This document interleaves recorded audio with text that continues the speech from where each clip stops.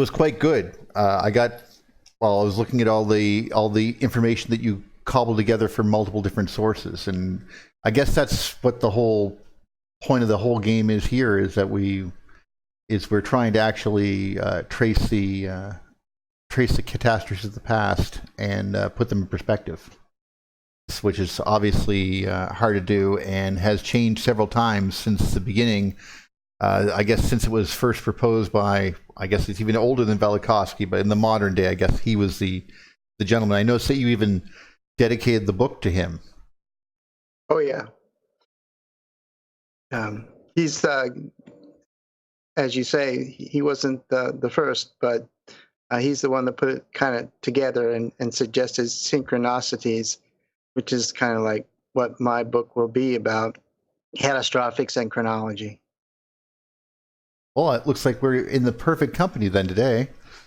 This is Michael Armstrong. Sean, you can introduce him, I'm sure. So, yeah, guys, this is Michael Armstrong from Mikamar Publishing. And obviously the most notable books that he's published would be recently The Electric Universe by Walt Thornhill and David Talbot, and Thunderbolts of the Gods by Dave Talbot and Wallace Thornhill. This is Michael, and Michael's been around and, tells the best stories of the Thunderbolts Project group and his interactions with them over the years, which is stuff that we don't hear every day. We don't always, get to talk to people that are behind the scenes, so to speak, and have like a backstage pass. So everybody, this is Michael Armstrong from Mikamar Publishing. Yeah, I see that the picture that's up of me was taken on a vacation in Mexico, and so I look like a hotshot cowboy, but that's not my normal persona, I don't think. Anyway. Welcome to the August 4th edition of The Electric View. I'm Neil Thompson. Today we have Robert, Sean, Jim, Buddy, Rick, Mike, and Ramon with our special guests James Conway and Michael Armstrong. We are talking about Saturnian Reconstruction in the Electric Universe and a little history of the Thunderbolts Project. Please take a moment to like and subscribe. Yes, I was introduced to the whole package of catastrophism one day while I was sitting in church, and the pastor was preaching about courage, and he said, few men have the courage of a Jonah or an Elijah or a Velikovsky. So afterwards I went up to him, we were friends, and I said, Jonah I know, Elijah I know, but who the hell was Velikovsky? And he said, oh, Michael, you of all people would be interested in reading Velikovsky. And I said, okay. He said, go see Rob. Rob has all the books. Well, I knew who Rob was. Rob was a younger man. So I went to see Rob, and Rob loaned me the books. And I, first of all, sat down and read Worlds in Collision. I couldn't put it down. I read it from cover to cover immediately. And I said, oh my, this is going to change everything that I think. So that was a beginning for me. And then after a few years of being kind of isolated, but coming up to speed by reading the patriarch authors of the Velikovskian movement, Talbot and Cardona and Greenberg and so on. In 1994, David Talbot worked up what he called the International Symposium on Velikovsky, and it was held about 50 miles south of where I lived down the freeway. Easy for me to get to. Yes. So I signed up and drove down there every day. Well, I thought I was in the company of the gods. Here they all were, And they embraced me. They demanded that I join their group. And so, being local, Talbot and I were local, but everybody else was from All other over the parts, world, yeah. yeah, of the world, and especially Wall Thornhill from the opposite side of the globe. And, I had a car and I knew my way around. So I wound up ferrying the guys around for lunch. And then afterwards, we spent a whole day, a group of them, up in Portland, which included Cardona and Thornhill. And I took them to the world's largest bookstore, Powell's, or the second largest bookstore. There's some issue about that, but it doesn't matter. And they bought books. It'll always be the largest one. Yeah, well, okay. And Thornhill bought 3 boxes of books and made an agreement with me that I would ship them over to him and that he would pay me for the shipment and so on. So we did that. But so Dave Talbot called me up and said, Michael, let's get together. Let's have lunch. Oh, great. So we met for lunch and started talking, and religious issues came up. And whoa, we were way far apart in terms of religious issues at the time. And so I went away thinking, I don't want to have anything to do with this. Okay?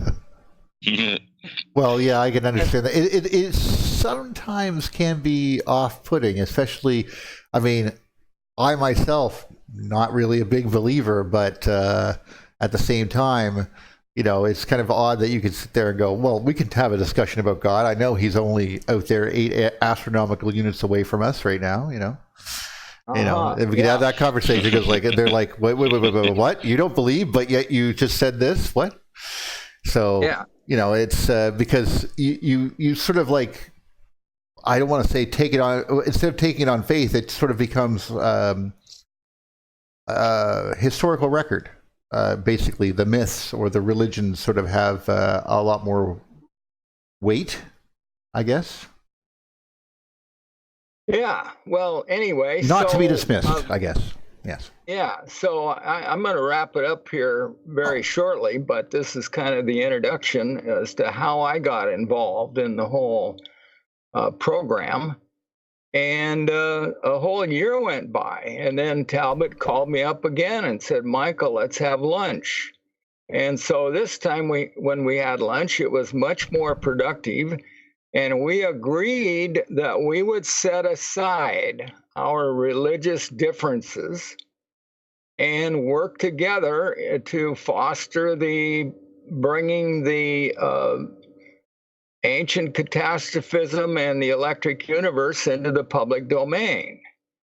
And that we made a sacred commitment to each other that we would work toward coming into unity on the things that matter.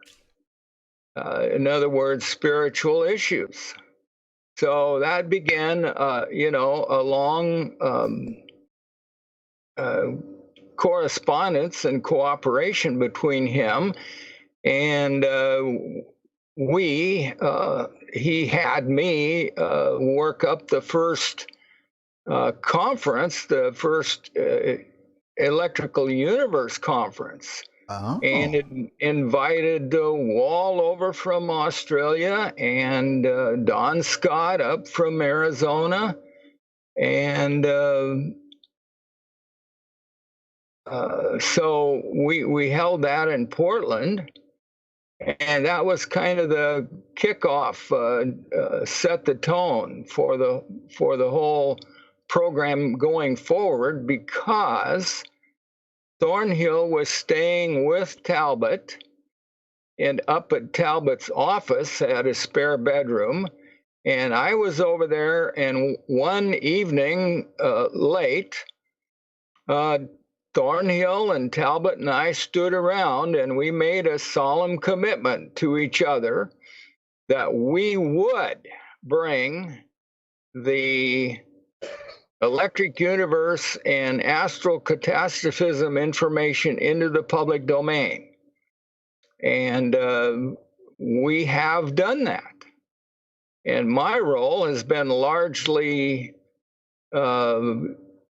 supporting the whole information basis with the website, the Thunderbolts website, which I developed with a lot of help, of course, from Talbot, and by publishing the books that were produced.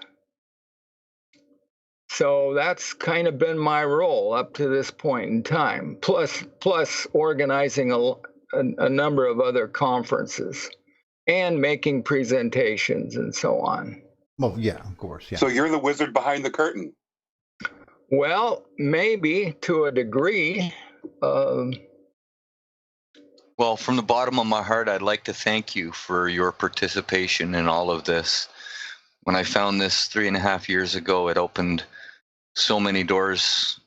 It made everything make sense. Thank you very much. Yeah, well, it's so liberating. So many people have expressed that viewpoint, especially giant intellects like Mel Atchison, okay? Oh, Mal, yes. Yeah, who's a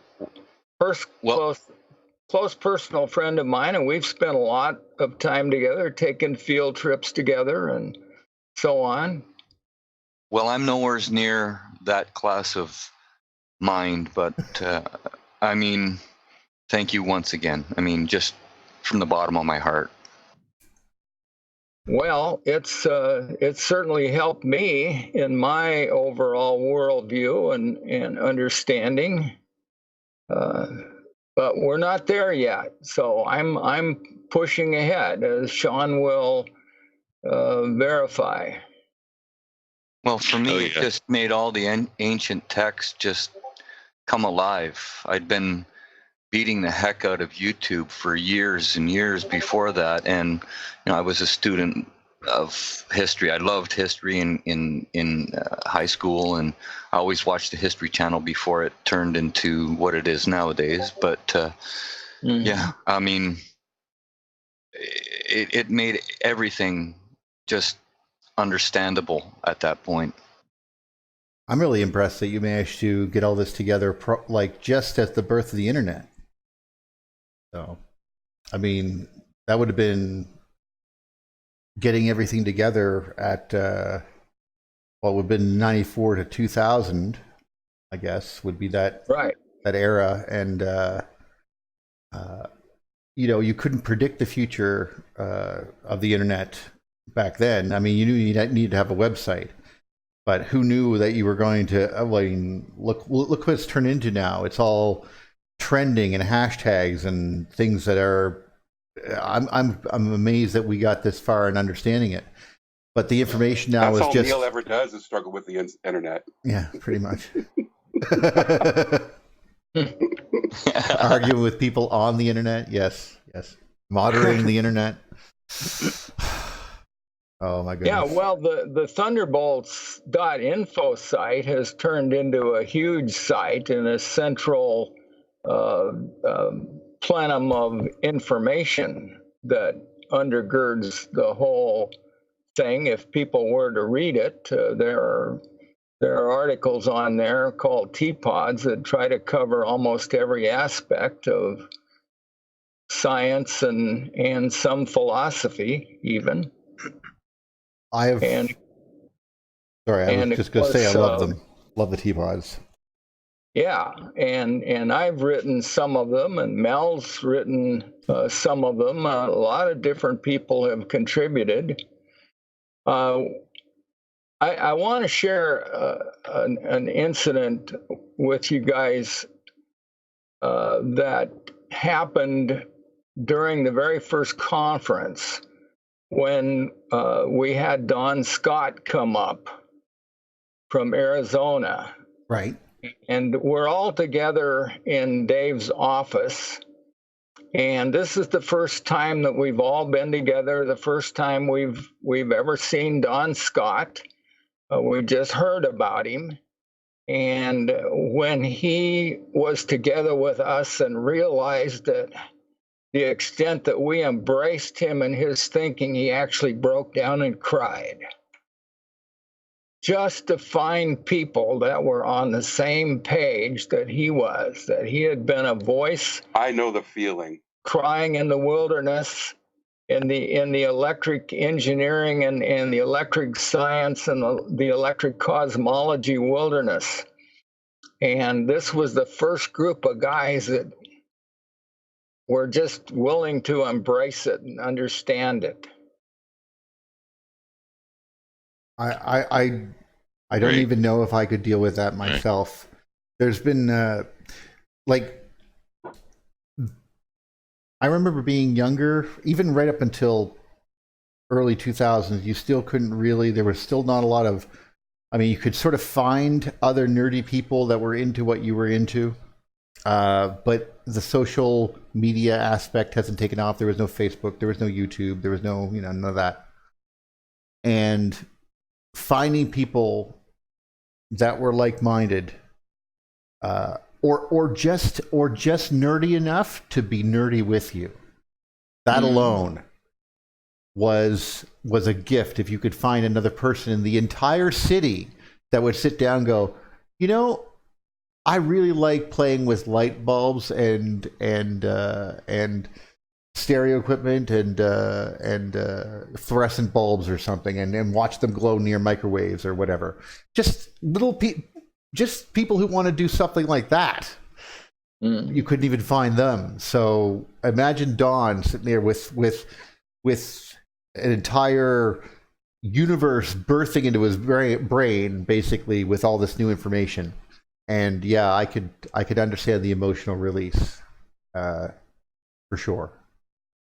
Yeah, well, Don, if you know Don, he's not particularly prone to being emotional. Nor is he a nerdy person. He's a really fun guy to be around, and has a towering intellect.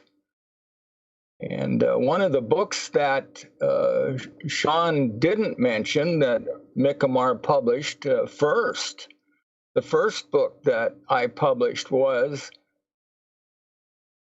The Electric Sun. You mean The Electric Sky? Yeah, The Electric Sky. Excuse me. Right. My bad. Yeah. Don't worry, I got a copy. Oops. Excuse my senior moments at times. We still love you, Sean. We still love you, brother. Oh, my bad. Hey, I appreciate it. There's one aspect that a lot of people aren't really looking at is the wives of these people who supported them. That Amy, Mel's wife, she brought me in early. And I don't even remember where she brought me in, but it was like 96 or something in the Corona group. Okay. Yeah. Oh, you probably Amy. know each other then. Oh, I talked to Mel, Don at the Portland conference in 2000. I think Peratt was there too. And, absolutely, yes.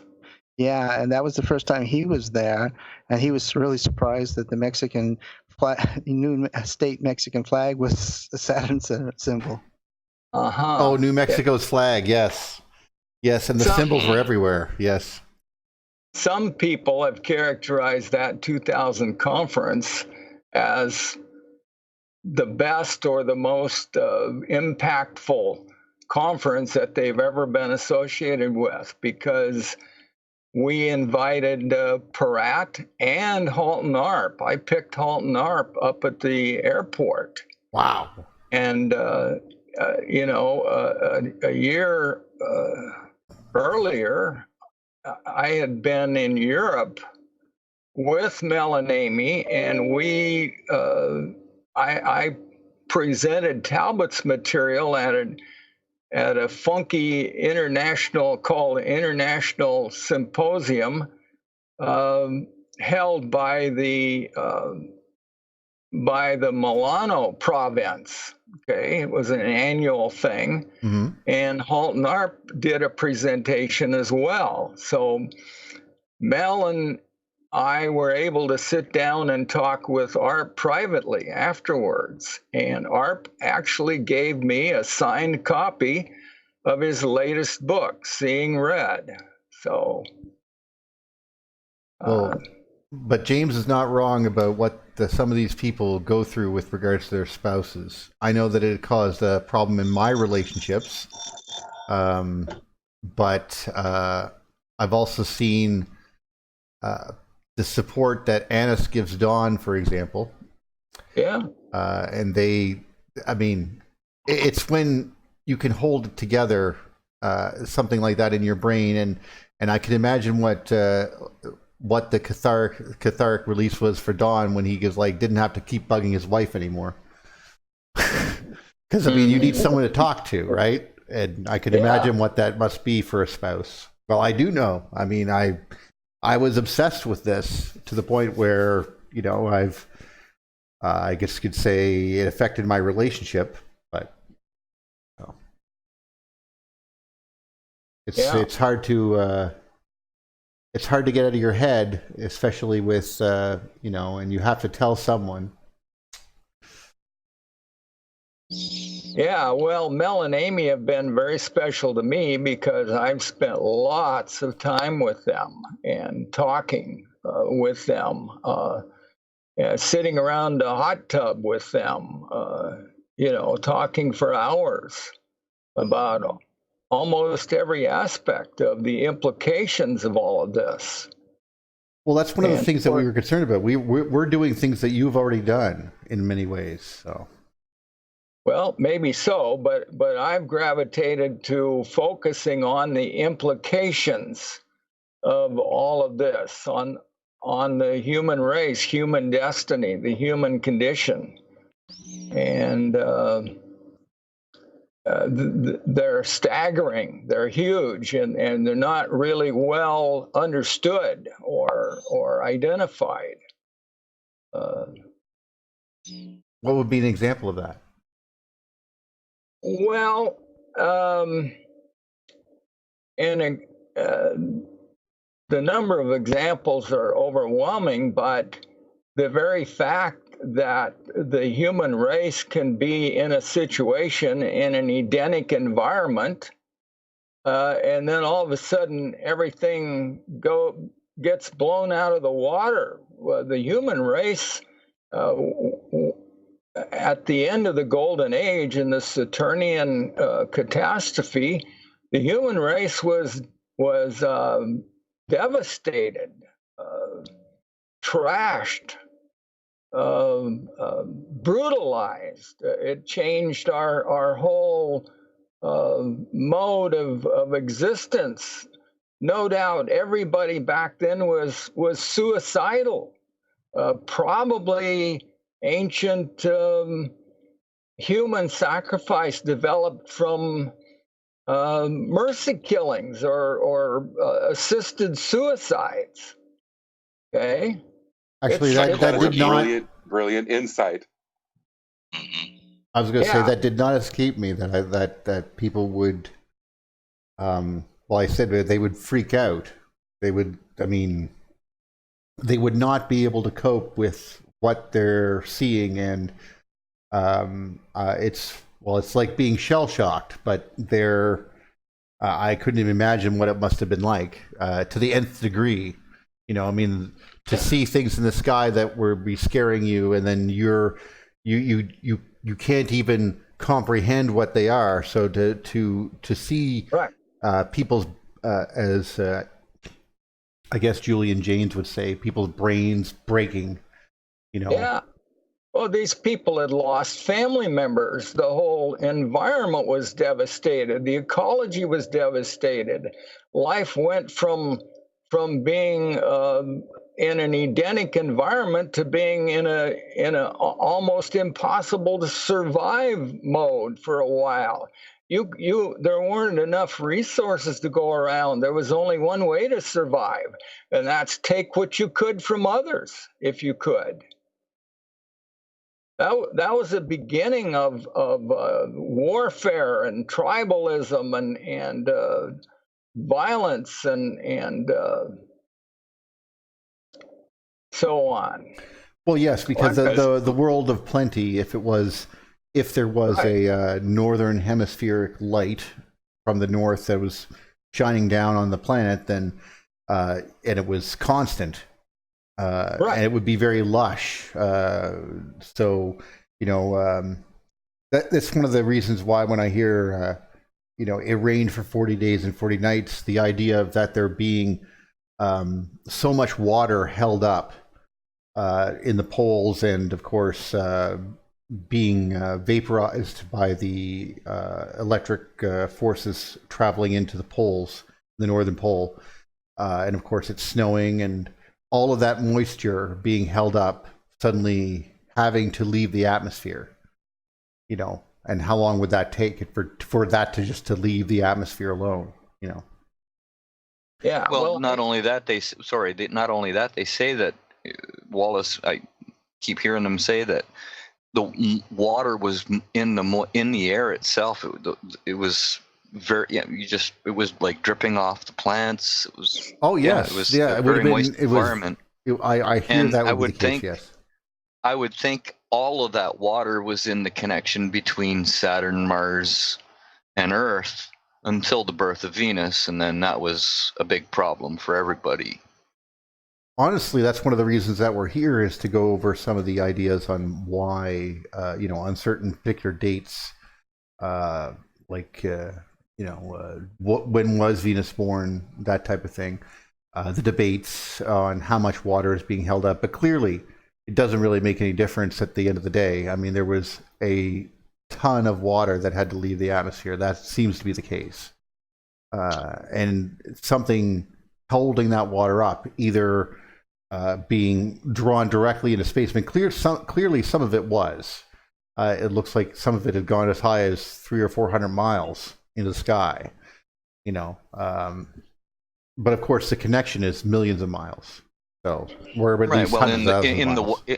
I'm proposing in the wider connection itself, because Saturn was giving off moisture when it disconnected from its Birkeland current, and when the sun took over, I'm guessing that at that point it dumped out a lot of water into the atmosphere, or into the connection between the planets, as we're trailing behind it, as it's like a comet, and it's depositing water on Mars, it's depositing water on Earth, and it's in that electrical connection in molecule form, or in atomic form, like. Mm-hmm. Right. Well, it would have been the H mixing with the O2 type of thing. That was at least the Wall Thornhill idea, but I don't want to go into that. Someone was talking, so. Yeah, I'd like to present a kind of an overview of the Thunderbolts group. Yeah, we call ourselves that. Our approach and our philosophy, which I have had a part in producing. And this is generally my attitude and approach with people. I would rather expand our areas of agreement rather than focus on our areas of disagreement. Well said. And so we've kind of taken that approach in the Thunderbolts Project, and we have made some agreements which we have faithfully kept, that we would not bring our personal religion into the whole thing. And by the way, we're all over the map in that regard.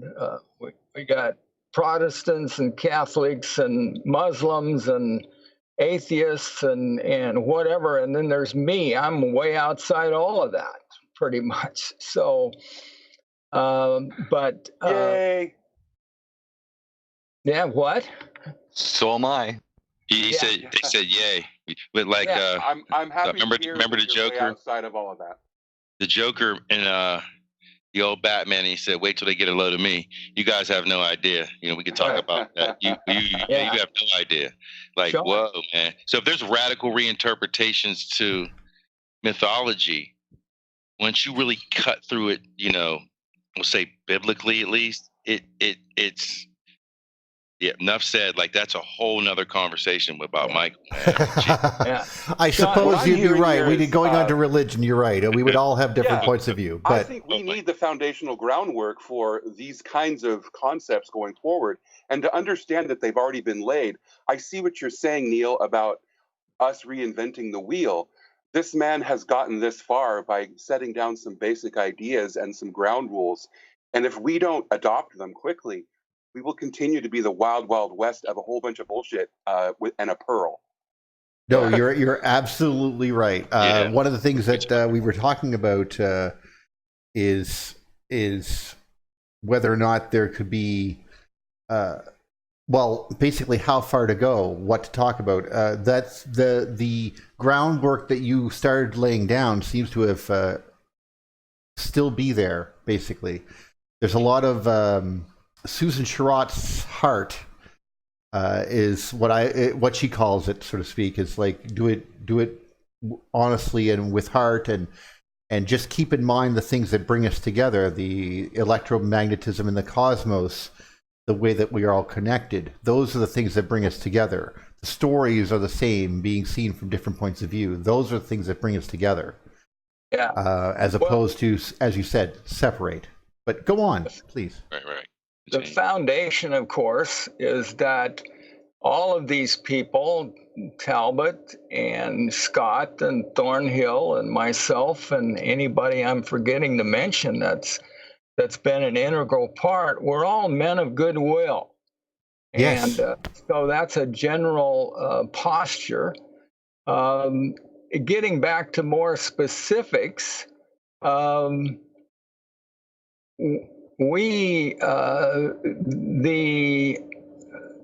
development of the Saturnian model was largely done by David Talbot. And I was amazed. I was blown away. That opened up a whole new world again for me when I was first exposed to it in '94 at the conference. And yet, Wall and Don Scott and Mel and I and others have developed problems with Dave Talbot's model, and maybe even Ralph Juergens came up with the foundation of the model that most of the rest of us have adopted, which is different than what Talbot has presented. Not totally different, but significantly different. And Talbot has never disagreed with our model. He has never disavowed his model. And we just don't disagree over that, okay? But we've never published anywhere, to my knowledge, the model that the principles really favor of how it all unfolded. And maybe some of you have been privileged to look at it or access it in some ways. I know I've spelled it out in email to many people that have written in. But we have the Saturnian system existing as a separate system from the solar system, where the Earth and Mars are inside the glow event horizon of Saturn. Right. And where they can only see Saturn and each other, okay? That's all that was visible during the long era of the Golden Age. Who knows how long it was? We were inside the glow event horizon. We could not see out. No, it was occluded. The sky was occluded from us. Yes. Right. And that was the heart or the main time of the golden age. Like I say, who knows how long? But then we have that Saturnian system drifting in on the Birkeland current that feeds the sun. Of course, it was the same current that fed the Saturnian system.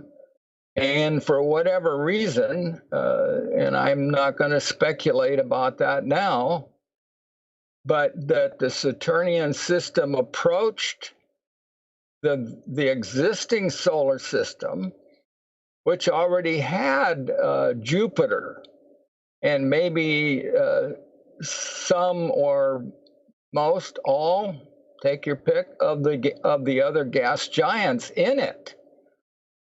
And that we approached it on a polar trajectory.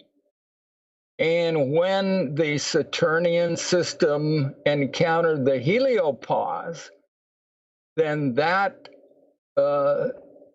overcharged Saturn to where Saturn had to bifurcate or spit out what used to be called flyer in astronomy, of flyers, which was the birth of Venus.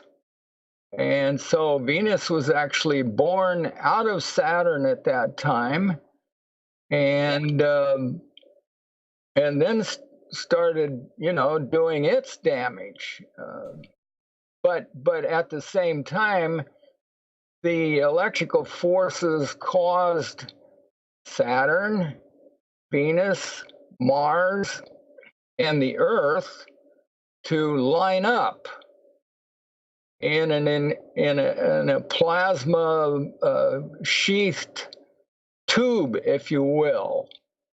And that cigar-shaped tube then began to circle around the solar axis, away from the axis, and approach the solar equatorial plane or the ecliptic plane. They're probably the same or somewhat related, at least. I know they're not the same right now, because the ecliptic plane is defined as going through the center of the sun and the Earth. Right. But so this whole cigar-shaped plasma sheathed shish kebab structure circled around the solar axis for thousands of years. How many? Probably not many, but as it slowly approached the plane of the ecliptic, and then it intersected the planetesimal plane out at around the orbit of Jupiter. Well, of course, Jupiter was either there or it came around, because all of this was happening very slowly. Mm-hmm. And so Jupiter blew the alignment apart and replaced Saturn as the most prominent, dominant force in the sky for a while. And took on the ancient titles and names that were earlier applied to Saturn and so on.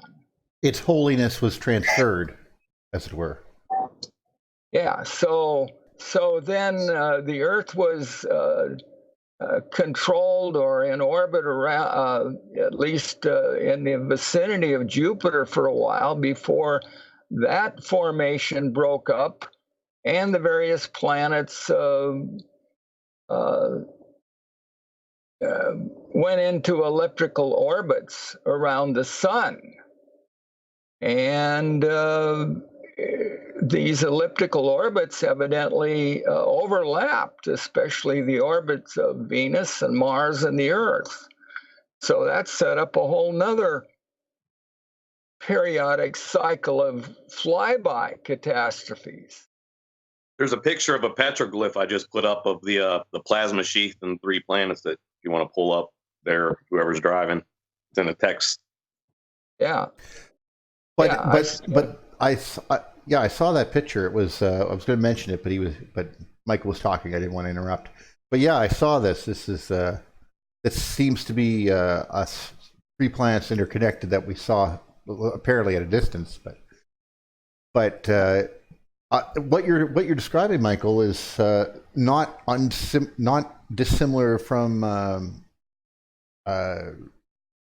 John Cook's work. Actually, it's kind of very similar to his work. I was wondering if that's what made him start making his alternate chronology. I really don't know. I spent a lot of time with John Cook. We hung out together at the conferences, and he was a fun guy. And yes, definitely. I liked him, but he was a lone ranger. He would not join us and not really engage with us. So okay. We never sat down and tried to hammer out the differences.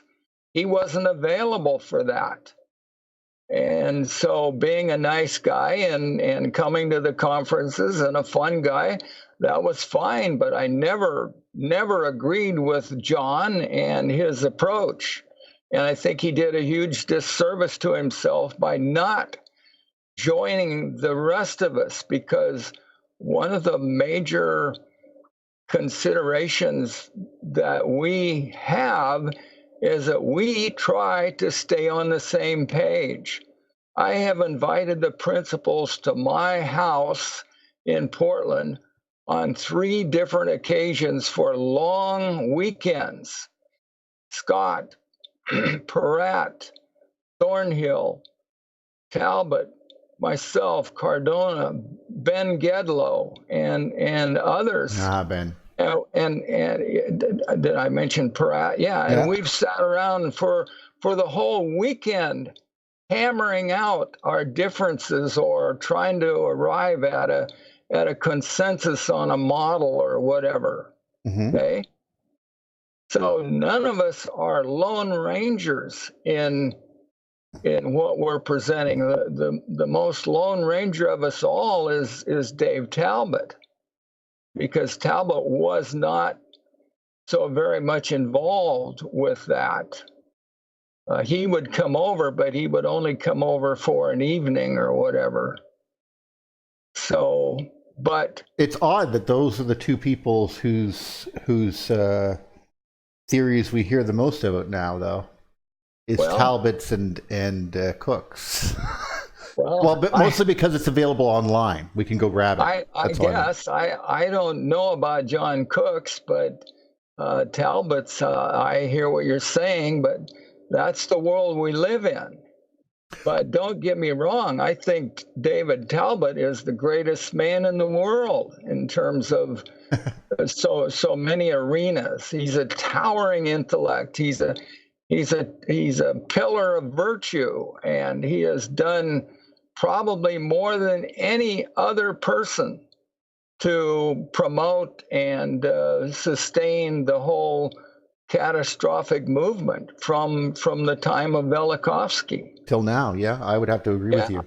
Oh yeah, and he and I are friends, and we have spent numerous. We used to have lunch together every 2 weeks, 3-hour lunches, and that dropped down to once a month, and then since his stroke, that interrupted that whole program. And I'm as a side, Talbot and I drew very much closer together religiously and spiritually over the years since we first started working together. Now, take this with a grain of salt. I'm going to say that because he changed his beliefs more than I changed mine. But anyway, you can throw that one out. That change is what fascinates me. I'm curious to know how much change is possible within the minds of men, and how much can we change people as we interact with them.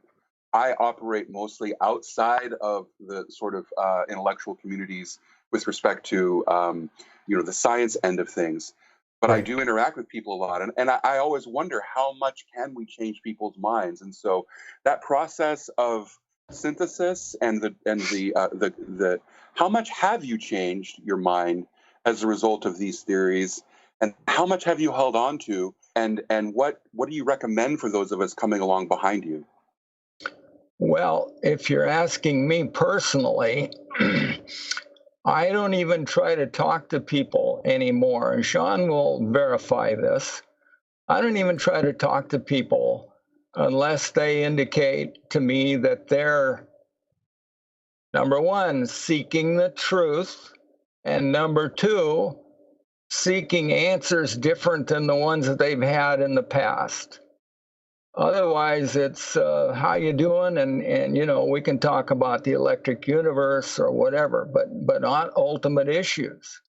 Well, yes, because if you're not willing to, if you're just seeking confirmation bias, and by the way, let's be fair, a lot of people are drawn towards the electric universe model or plasma cosmology or whatever you want to call it, simply because it provides confirmation to their own pet theory or their own ideas that they had. Like, it doesn't matter if it was, no, I just really thought that crystals were really powerful and they were really important, and that drew me to the electric universe. That's great. Yeah. Another person's brought here because of astronomy, another person from astrology, another person who's a mythologist. It doesn't matter what brings you here, but not me. Truth brought me here. I was looking for truth the last 12 years of beating up on YouTube. I was looking for all the information I could find and try and put some pieces together. And then when I saw symbols of an alien sky, I went, what? Actually, yes, the symbols of the alien sky was, I was going to mention, one of the most powerful types of videos, because what Talbot did was challenge Carl Jung, is really what he did. He walked right up to him and went, I love your ideas of archetypes, but they're all wrong. You should take this book and throw it in the trash. Here's a whole whack of new stuff. Yeah. And that's what really what he I mean, no one can deny that he answered things like, why is the Epic of Gilgamesh and the Epic of Noah the exact same thing? But why are they different? But why are they the same thing? And if you go all the way to India, it suddenly becomes this guy Krishna with a little flower floating off in the sky. The ideas are still there, the motifs are still there. They just changed. The story changed. Quetzalcoatl from the South American Indians. They all named them different, but they're the same thing. That was his big thing, I think. But anyway. Yeah, but from me and Michael's talks, we talk a whole lot. We talk about just what he just mentioned about he won't really talk to people if you're not at a certain place. And we know now information is being pushed towards us. I mean, the advent of YouTube, it's only to reinforce people's current beliefs, if you will. They're not challenging their own beliefs. They're just trying to confirm them. Yes. If you don't see anything wrong, and here's the thing, people do see something wrong with the world, if you will, but they're still trying to stay within their little box and their little paradigm and aren't thinking independently themselves that the solution may not be what I believe, or this could be wrong here, this could be wrong there. Then, some of us and most of us that are here talking, like I was looking for patterns. I mean, I got to just take things back to a basic level. I started with, again, natural philosophy when I broke free from religious beliefs like in 2002, but then went from natural philosophy back into mainstream science. And I'm like, well, that can't be it. I even think I may share something where me and my buddy chartered the sun in Western PA so we could plant our vegetables the right way. There's shadows and this and that. We noticed after a couple of years, the sun wasn't where it once was. And I'm like, we're wrong then. The sun always doesn't rise exactly where it rises in the east over the mountain. Growing up, if you had your bedroom in the front of your house, we call it, where the sun rose, if you didn't have curtains, the sun's going to just blast you. Then we noticed the position had moved because we had moved our tomatoes, and now we're not getting the right amount of sun between noon and like 4. It's not quite the same. Then it's like, okay, well, then we did something wrong, or we just don't know that the sun isn't always exactly where it is year after year, day after day. It doesn't work that way. Then you go down in a rabbit hole of mainstream science, and it's like, well, there's no answers there. And you guys kind of know what we're getting at. Right. It's an internal spiritual journey, we call it, where you're internalizing a lot of information, and a lot of people's paradigms are just, there's so many different paradigms. And now, back to it, ufology and aliens is about to be the new paradigm. I would like So to it's head that like- one off at the pass if I could. Yeah. I Oh, my would like to goodness. step in and go, hey, guys, it's not aliens. Stop it right now. It's about paradigms. Our opinions mean too much in this culture. Well, it might be. Our opinions mean something. Our opinions mean something, and we're too opinionated, which means we're just too biased. And then we go back to confirmation bias in research, and it's tough. Me and Michael talk about this all the time. I mean, literally, it's tough. I got him in a personal conversation with a friend. And after a while, Mike was like, okay, gotta go. I'm going to hang up the phone now. Talk to you guys later. Just because they could be intelligent. They could be nice people, but they stay in the box. Like, I'm going to keep trying to figure out everything in my little box. And they just are afraid to look outside of it. That's what it comes down to. That's an issue that has come up this very trip. By the way, my name's Ramon. I went on this trip to supposed Welsh Indian sites, and there's supposed to be, so much evidence, etc. Not great evidence, but some. Right. And as soon as I ascended the Fort Mountain to look at the fortification wall, I knew immediately it wasn't a fortification. And I noticed the serpentine shape. I followed it, and then there was two bulbous ends, and there was a gap between them. And I walked up, and I turned around and I looked, and it was very obvious to me right away that it was the Venus and Mars motif where they came together. And so the serpentine shape was, of course, that famous, because of how we were orbiting and rotating. And then they were coming together, just like Avebury, just like Portsmouth, Ohio. And now in the center of these heads, there was a dimple where the stone spheres would have gone. Of course, the stone spheres are long gone by now. But originally, there would have been some kind of object. You could see the dimple where they used to be. Well, and all the signs, they only mention, are they fortifications? No, they don't seem to be fortifications. Well, I agree. And the dating is going back to the Age of Aries or the end of the Age of Taurus. But none of the signs, they all said, we don't know what it could be. And I'm going, well, no, you guys don't know. So, because nobody would think outside that box of we don't know what they're there. They mentioned something at the ranger station, something about constellations. I'm like, well, yes, of course, because everybody around the world was remeasuring all their equinoxes, solstices, and getting everything lined back up. But what is great about Symbols of an Alien Sky and all the work of pioneers is that they introduce these new concepts. Maybe not new technically, but new for the late 20th century and for now, 21st. And if people really study, they can go and they can challenge their assumptions. Because my assumption was I was going to find something about a Welsh fort here, or see a low wall with just a little bit left, because normally people were stealing stone from sites. Right. And this one had nothing at all to do with the stone wall, not a single bit. It was Venus Mars motif the entire way, and sitting up on a mountain, so cosmic mountain. So you had you saw the cosmic mountain motif, and you saw the the Mars Venus connection motif.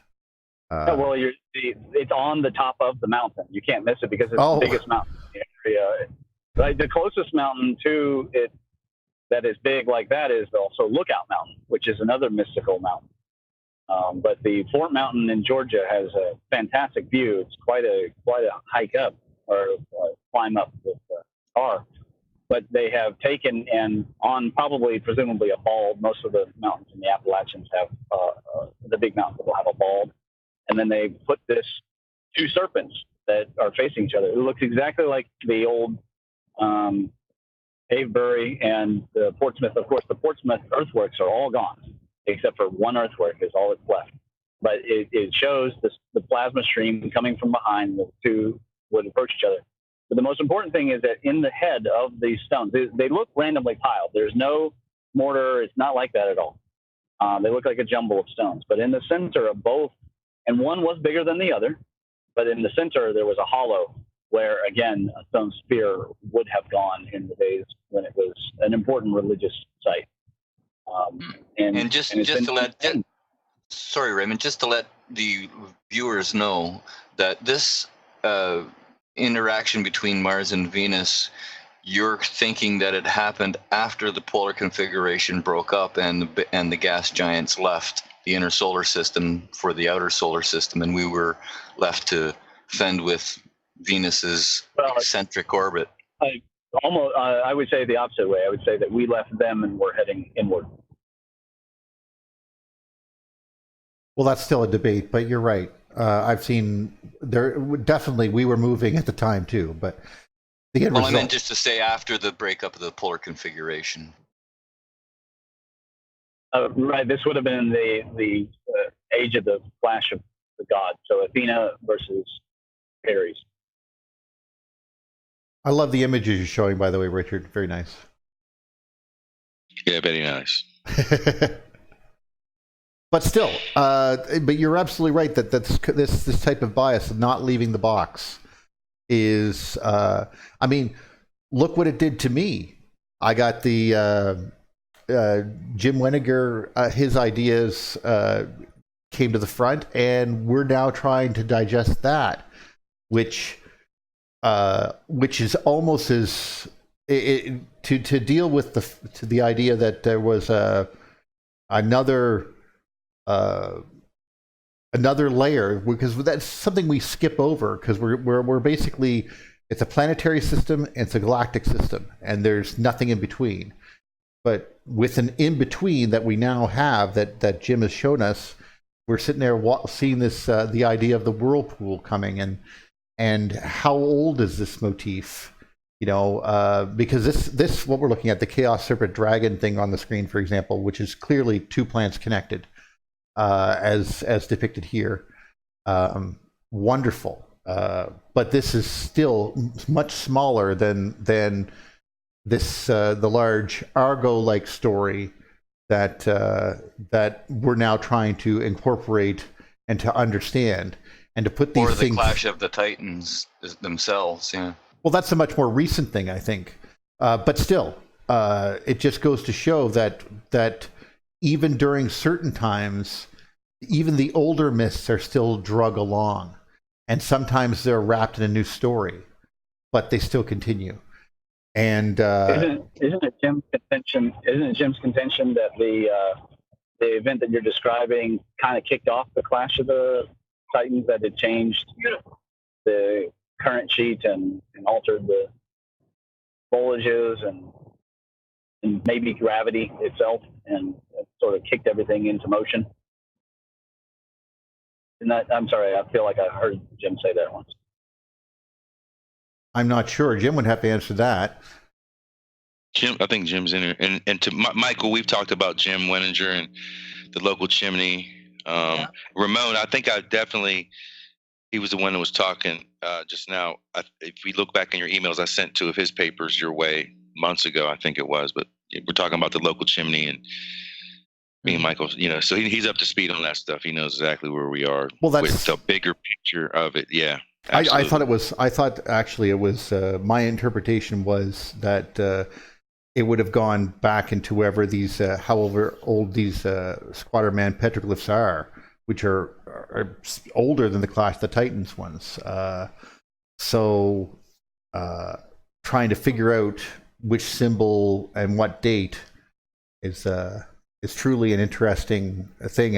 One of the things I do like is that the seeing things so perfect, the Squatter Men so perfect at such angles, would be hard to see if they were coming out of the poles of the planet. That's one of the arguments that Jim has. I thought that was a good one because of their clearly a side-on picture if we're looking. But if they were coming straight out, but there may have been an angle involved. Yes, that's what I thought too. Yes. Yeah. So anyway, I'd like to say a few more things Please. No, about go the ahead. nature of the Thunderbolts group and what's going on. One of the things Yes, please. that David Talbot and I have always agreed on is that the reconstruction of ancient times via mythology and the spiritual religious development of the human race because of the catastrophes and because of irresponsibly adopting the idea that the planets were gods, were living beings, that the catastrophism reconstruction and material is more important than the electric universe material. We always knew that. And the reason that we included the electric universe dimension, the scientific dimension, if you will, is because the pillars of establishment academia just simply dismissed the whole thing as these ideas may be supported by ancient mythology, whatever, but it doesn't matter. They're scientifically impossible. End of story. Well, so we understood that these activities of the planets were not scientifically impossible in the electric universe paradigm. Right. So we began a focus. We shifted the focus from mythology and ancient reconstruction to the electric universe. Well, guess what? The electric universe has just taken over, and the child has devoured the father. Okay, there's almost no ongoing consideration or focus on the ancient catastrophes and what happened to the human race and the implications for humanity and for theology and philosophy and so on. And everybody's interested in the science. And yet I know of two of the very best people that have just simply dropped out of the discussion. Mel Atchison and a Canadian that I have a very high regard for, and they're not involved anymore. Well, and I'm withdrawing my involvement. I don't care about the electric universe that much anymore. Wall and I have always tried to stay on the same page in terms of our understanding. We're on the same page in terms of particle physics and the ether and lots of fundamental issues. Mm-hmm. I don't care. I don't care about those anymore. I'm 78. I care about the implications of it all for human destiny and for what's called theology. I would have to agree with you that a lot of times it is, especially in some circles, it becomes more about the science. But one of the things that we're keen on here is a lot of us have backgrounds in mythology and religion to some degree, and I find that that is more important to me because of what it says. It basically says at one point we were cool and not killing each other and try to build a better world. You know, let's get back to that. Yeah. What kind of a universe do we live in when we can be cruising along like in the golden age, and then all of a sudden it all comes apart? Who's responsible for that? Did mankind somehow do that to themselves, or is there a God that got angry and did that to us? Or, in the words of David Talbot, the message that comes to us from our experience of reality is one of undiminished indifference. Okay? Well, my personal feeling would be, based on the law of scales, is that it could not have been mankind. I'm sorry. We've done our best. You faded We've out. done. Okay. Well, I would say, based on the law of scales, that we could not have caused the event. We've spent a ton of money on one weapon of the god, and that's probably psychological. Well, I think I hear you, and I think I agree with you, but there's a difference between causing something huge or maybe preventing it. Maybe preventing something huge is rather simple and easy and within the range of our ability. No, I totally agree with that. But in the past, there's this idea that maybe the Atlanteans, because humankind all around the world, all the myths, they tended to blame the evil people and evil animals. And there's just no real justification for that. I think that's, again, our desire. We're actually a fairly humble species considering all that we can do. Sometimes we're arrogant, but a lot of the things that we can do, we feel very guilty about it all the time.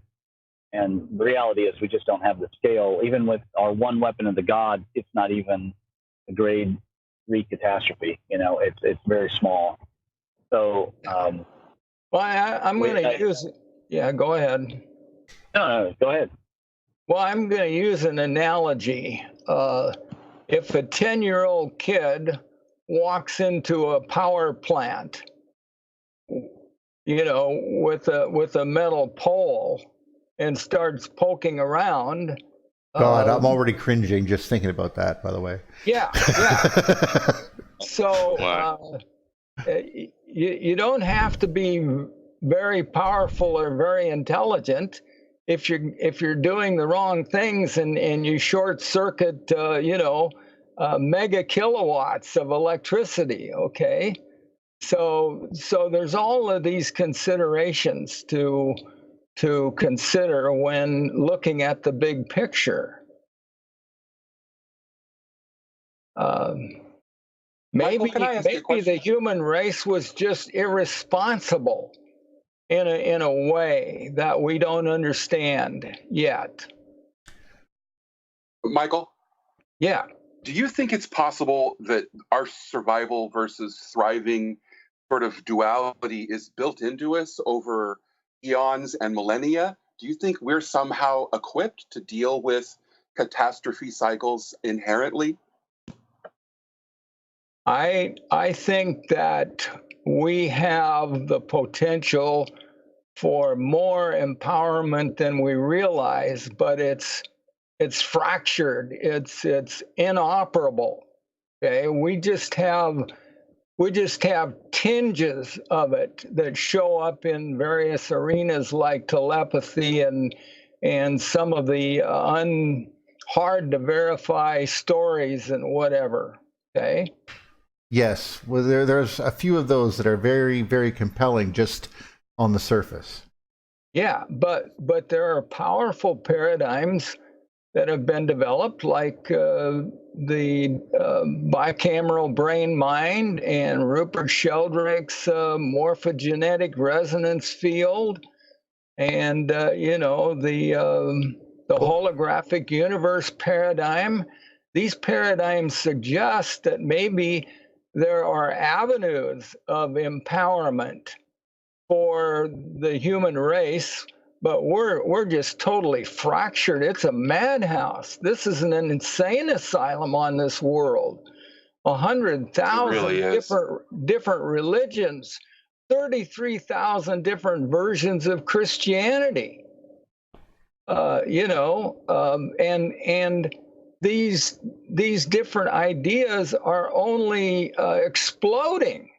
The number of variations now with the internet, everybody can be a preacher and a promoter of some new idea or new religion or whatever. But the ones that religious- resonate, the ones that resonate are the ones that are seen to be speaking back to something that's true, though, Okay. or at least seem that way. Okay, yeah, it may seem that way. That's an easy assumption to make. Clearly. But we're also saturated with the ancient mythology, and so it's ingrained in us now. It doesn't make it true. It just makes it, a fact. We were just talking about this world disaster flicks. Like every single time, it's like Independence Day, shoot the aliens down. Well, they're going to take over the world. The whole world is going to end. This whole doomsday feeling. We are the human race, like a giant doomsday cult. Almost. Well, like, I don't want to say it that way, but I mean, it's like we will throw popcorn in our mouths and stare at the screen if you show things blowing up, especially if the world's being attacked by whatever gods. Well, I just like to say something on this little image that I just pulled up. Wow, I know where the handbag is now. I thought it was a plasma discharge off between worlds or something like that the gods were carrying. It was right in the polar configuration, right at the bottom. I saw that. What? Yeah. Wow, look, you can see it right there. There's the handbag. Handbag of the gods. And what's above that is the multiple tori of the day of the Egyptian day of slaughter, the centipede god. Well, when I look at that, I see the sporan for the Celts in the front on their kilt, and the three things hanging down, the three tassels, I guess. Right, and that was a crown too for the Sumerian gods when they gave they portrayed the gods. They put that curved thing on their head. Wow. Still, where were we? Like that, right there. Yes, I see it. Yes, I like how we can see. That's so much Jupiter. It's scary just looking at it. With what we were just talking about, that me and Mike will a lot talk about. Well, and Michael McDuffie was mentioning just in question. Everybody's different paradigms, and anybody can be an internet sensation, and I call it infotainment. It's information that's entertaining. The elite that rule everything from, we'll just say again, from Hollywood to the ruling classes and, if you will, in England and Europe, the big the people that run big corporations are very insecure. The technology that we have, we talked about cold fusion. We don't need cold fusion. We don't need more technology because it's a crutch. It makes us feel secure. It obviously could be developed almost perfect, if you will, to last longer, but that's not how you make money. You make money off of things breaking and becoming outdated. But the people that are empowered shouldn't be empowered, but they are empowered. And it's just the way things are working right now. We even talked about police are empowered. I saw a video of a 65-year-old woman getting tased because she wouldn't sign a ticket for $80 for a taillight being out.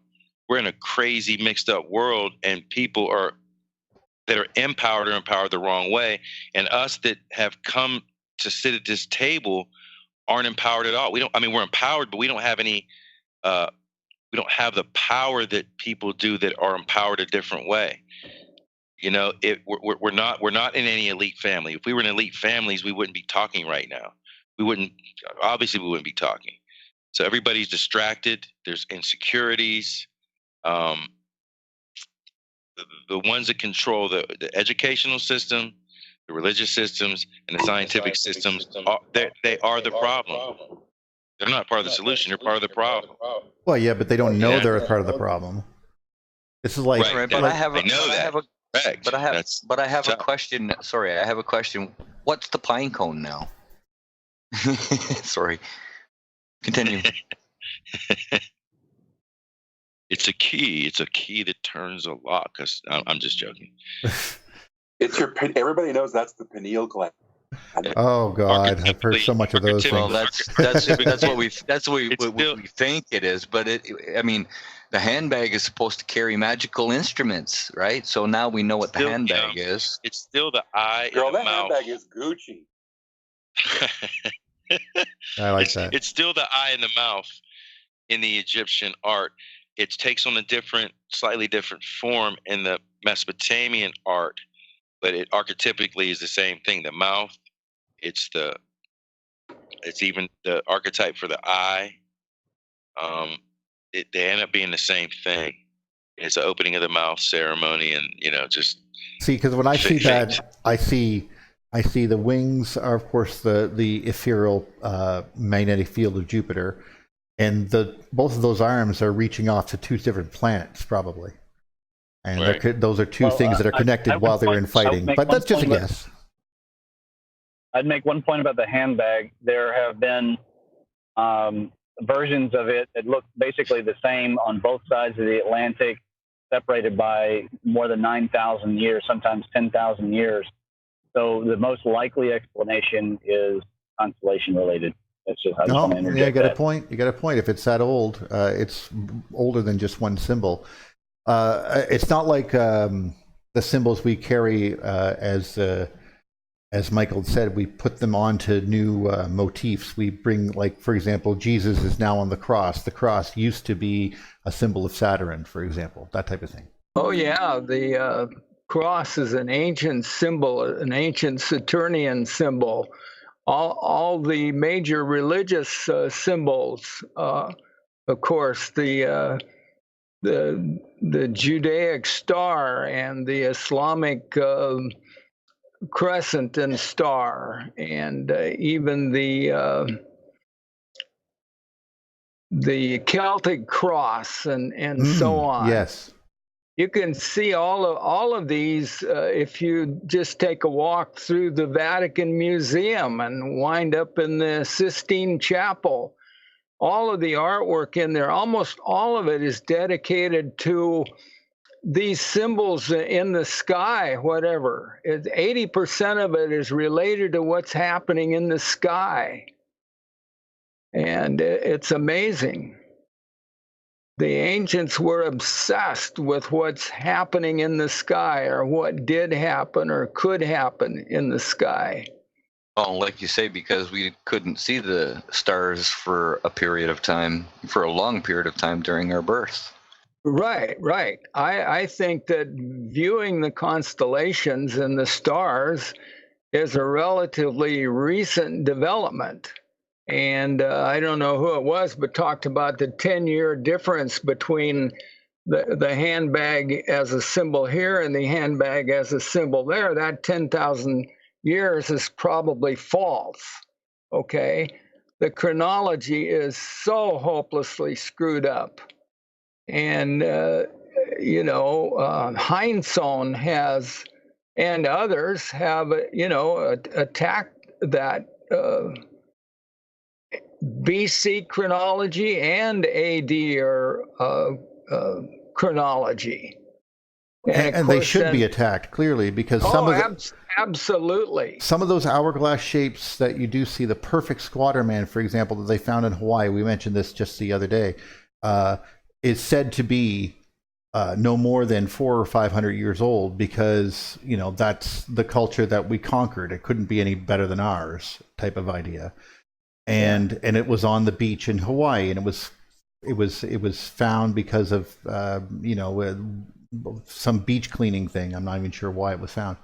Anyway, the end result, though, is that this perfect squatter man's there. Well, if the squatter man motif, being as old as it is, seems to tell me that image was carved a lot longer ago than 500 years. Well, maybe so. On the other hand, this image may be burned into the collective consciousness or the collective unconsciousness, if you will, of the human race, that it just comes out. Hey, I know artists that used to belong to the school of sacred art. Mm-hmm. And now that school has morphed into visionary art. And some of them have gravitated Right in the middle of the toward, screen, by the way, there. yeah, to the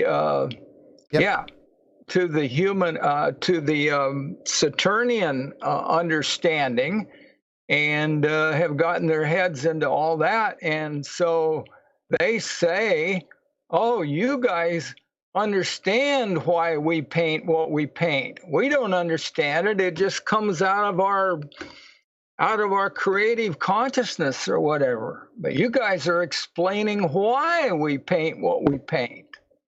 And if you look at visionary art, it's incredibly catastrophic, Saturnian or electric universe, especially the earlier forms of it. I've talked personally with Alex Gray, the titular head of the whole visionary art movement, and he gets it. He understands. Well, it is like religion itself, being someone who doesn't know why they started doing what they're doing. Like mythology sort of remembers it, but religion sort of forgets it. And then the spirituality crowd, the ones who are doing these drawings, as you say, and others like that, are saying, look, I don't know why this is in me, okay, but I want to express it. I need to get it out. And I think may be encoded in our genetics. Well, I think that's probably why half of the movie makers are movie makers. You know, you don't, or directors or producers or stuff. It's a fantastic idea. I was just going to ask James what he thought, but he just had a phone call there. So sorry about that. Don't worry about that at all. It's nice to hear a real phone ring from now and then. Yeah, my girlfriend has a landline.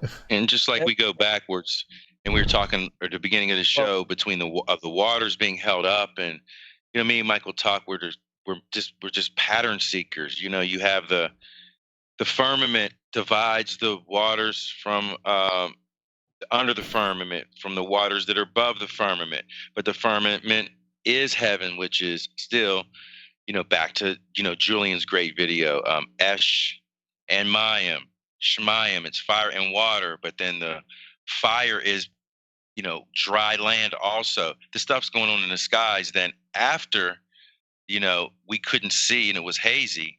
And that's when the fireworks happen. That fireworks are in the story. And I always tell people, boy, the Egyptian duat, people look so peaceful and nice and there's no expression on their faces.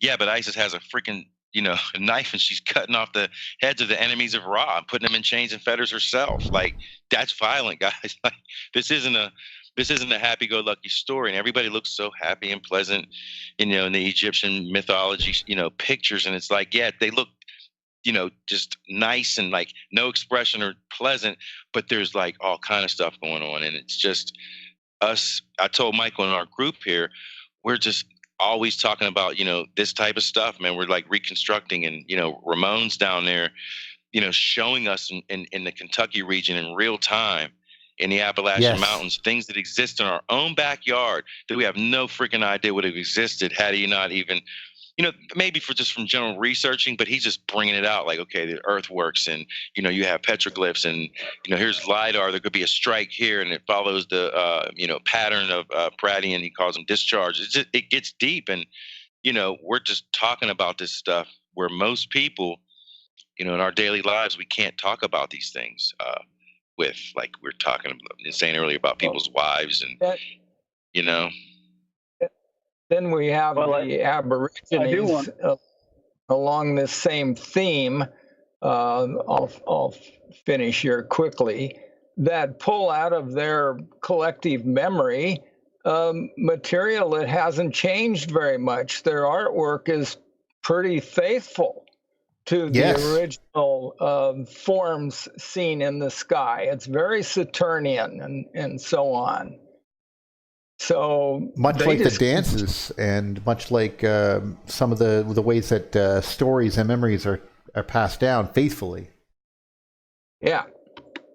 Well, I would point out there is some really good evidence that I did a paper that doesn't have a lot of play, but this goes to Michael's theory about the cultural memory, even maybe cultural DNA, we might call it.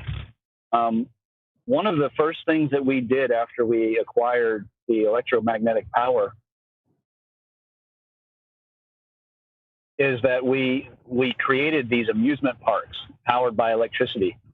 And the amusement parks are rife with Saturnian motifs. In fact, there's a company out of Rome that incorporates them on purpose. And I don't think that they do it because of the cataclysms. I think that it's just so powerful. And there's one is actually a boat ship, and you spin around, and in the middle of the circle that you sit on is a Saturn globe on that ride.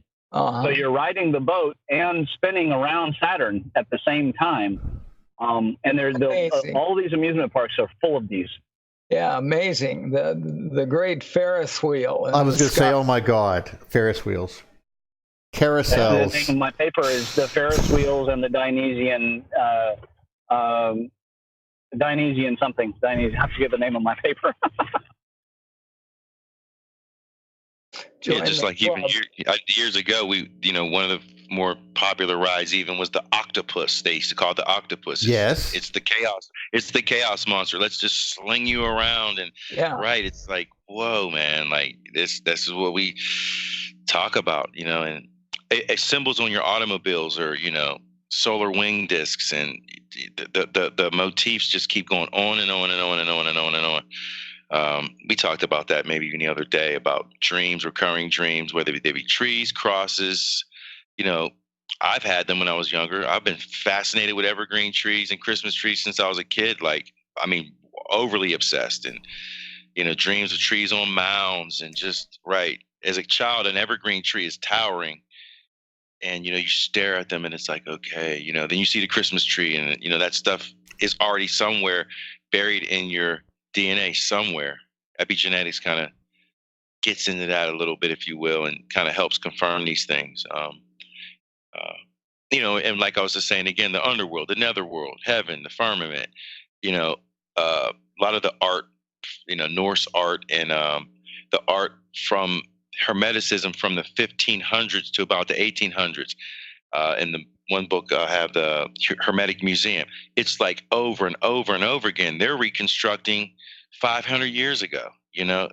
We're still sitting here talking about reconstructing, and but like we're a very small group. There's very few of us that have gotten even to this point, which is why we're having this discussion today, which I appreciate too, that Michael coming on and sharing stories and everything. And I just thought I'd still throw that out because we're in a very small minority, and we know it. Very small. More stories. It might be small, but it does happen a lot. It comes up a lot. And more Michael, yeah. Sorry, Raymond, go ahead. Yeah, please finish though. I was only saying that it does come up a lot. There are compilation videos of people responding to Thor arriving in the Avengers at the end of Infinity War, and when he's wielding the lightning and the axe, which is, of course, the axe and hammer are cosmic weapons.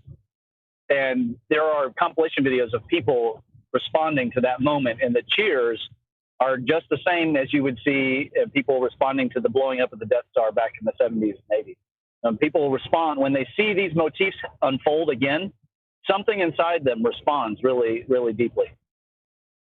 It is very true. I mean, that is true. That is very genetic true. Memory. Yeah, I've seen the videos about Thor. People did go crazy. And went, oh. Sheldrake has a model or a paradigm that doesn't rely on genetics. All of this material being encoded somehow in our genomic material or whatever, but that it is It is out there in the consciousness. It could be a combination of both. Yeah, well, he even understands that intelligence is outside of our brain. Okay, the brain is only a nexus. It's like a television set. The programming does not reside inside your television set, right? I equate us to walking, talking ham radios, but go ahead. Yeah. Okay. So before cable, Radio's made of ham. television set sat there and it was totally ignorant. It was only capable of picking up a signal and interpreting it and portraying it on its screen. Okay. Right. The intelligent content existed outside of and came to the television set over an invisible medium. Well, that's the Sheldrake model of how this all works. I think Bruce Lipton was the one that suggested. That's an ancient.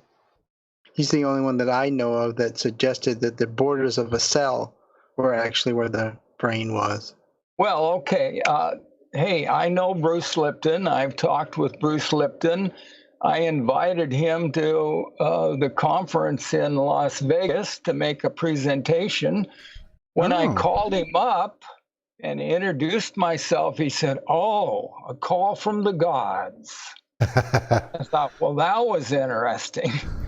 But yeah, he was very enthusiastic about coming and making his presentation, and his material is very interesting. I think I've seen some of it. Yeah, I don't agree with where he goes with it totally, but it's valuable, and it's certainly something to consider. But yeah, he is saying that every cell is like a computer, and the surface of a cell is as complex as a computer is. In fact, any single cell is more complex than anything that man has ever designed or done or whatever, including Boeing Corporation or IBM or the U.S. military. Well, yes, most definitely. I was just watching a video about a doctor talking about enzymes and them not understanding how exactly life comes together with primordial soup and how many different proteins there are in the chains of proteins and the connections between the proteins and the DNA strands, and it's so complex that we just have no clue of being able to even think about how it's done. And a key is that no protein is ever made outside of a factory that is made of proteins. It takes a protein factory to make a protein. Okay. You can't make one from scratch. No, it takes enzymes to do that, and the enzymes are the engines that build everything inside the cellular structure. Yeah, those are basically proteins or whatever. So they have found some protein, like pieces of protein in the solar wind. But really, that goes into a really interesting discussion then. Then we're into panspermia, aren't we? Yeah. Why should be, it should be. Sir Fred Hoyle. If we found complex hydrocarbates, or what's that word?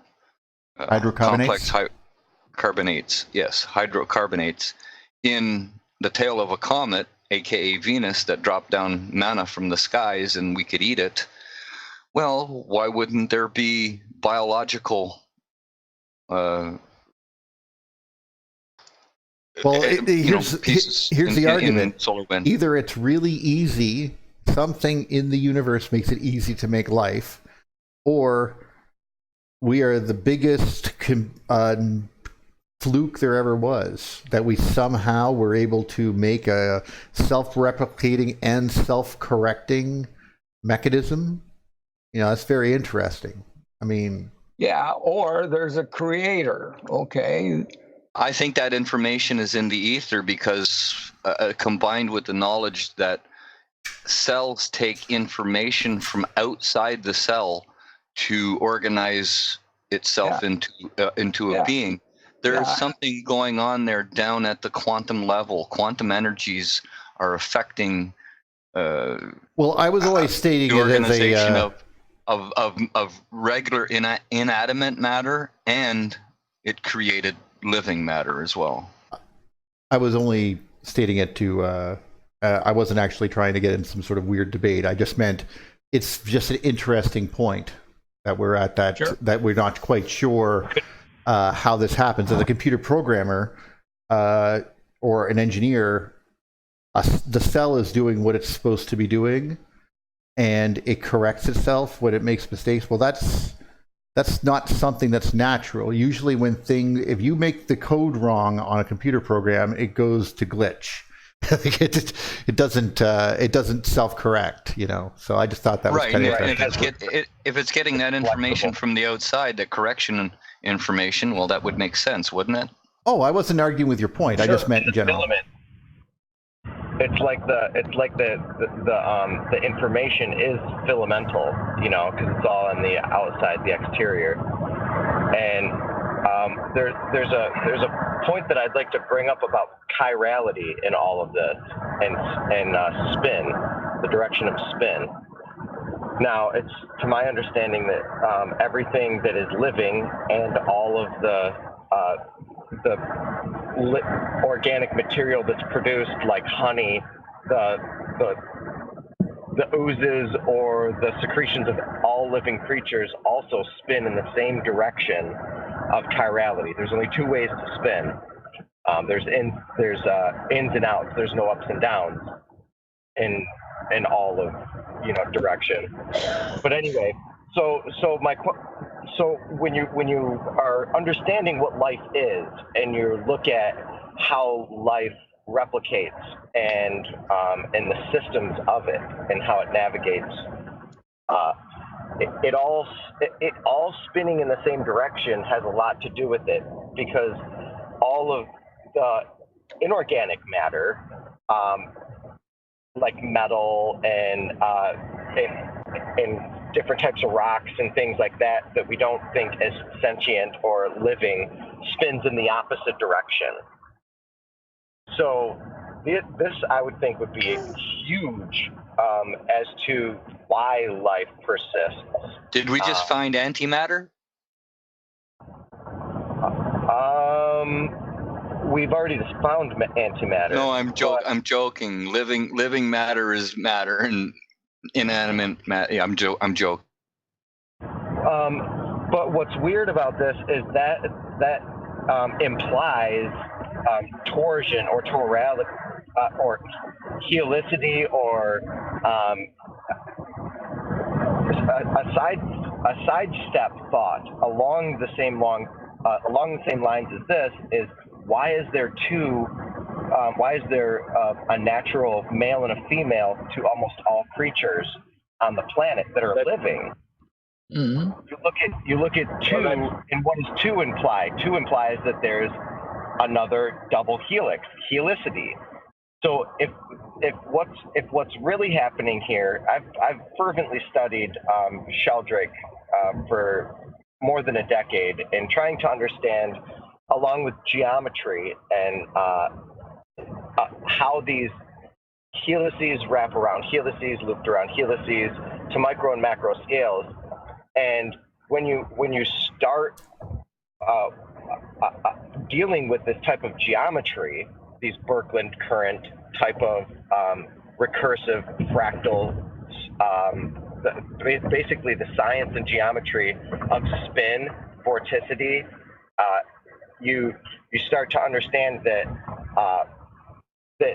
there is a male and a female, because it's the most efficient way to distribute the energy that's coming from the sun into plasmoid creatures like if the sorry if I'm going on here a little bit, but it does come. I just wanted to add. I wanted to add to your theorem and just a little clarification. Male and female are only a subcategory of the yin and yang, the original polarity. So I think you mean to say the greater polarity, not necessarily genderized. No, totally genderized. Completely genderized. I'm talking specifically about. If you do that, the problem with that is that there are species that are asexual and reproduce asexually, and that's like a pinch in the Birkeland current. Two combining to become one becomes more efficient, especially if you're I'm a pinch bacteria. in the Birkeland current. if you're bacteria. But anyway, this also my curiosities also lie right into the bilateral symmetry of creatures.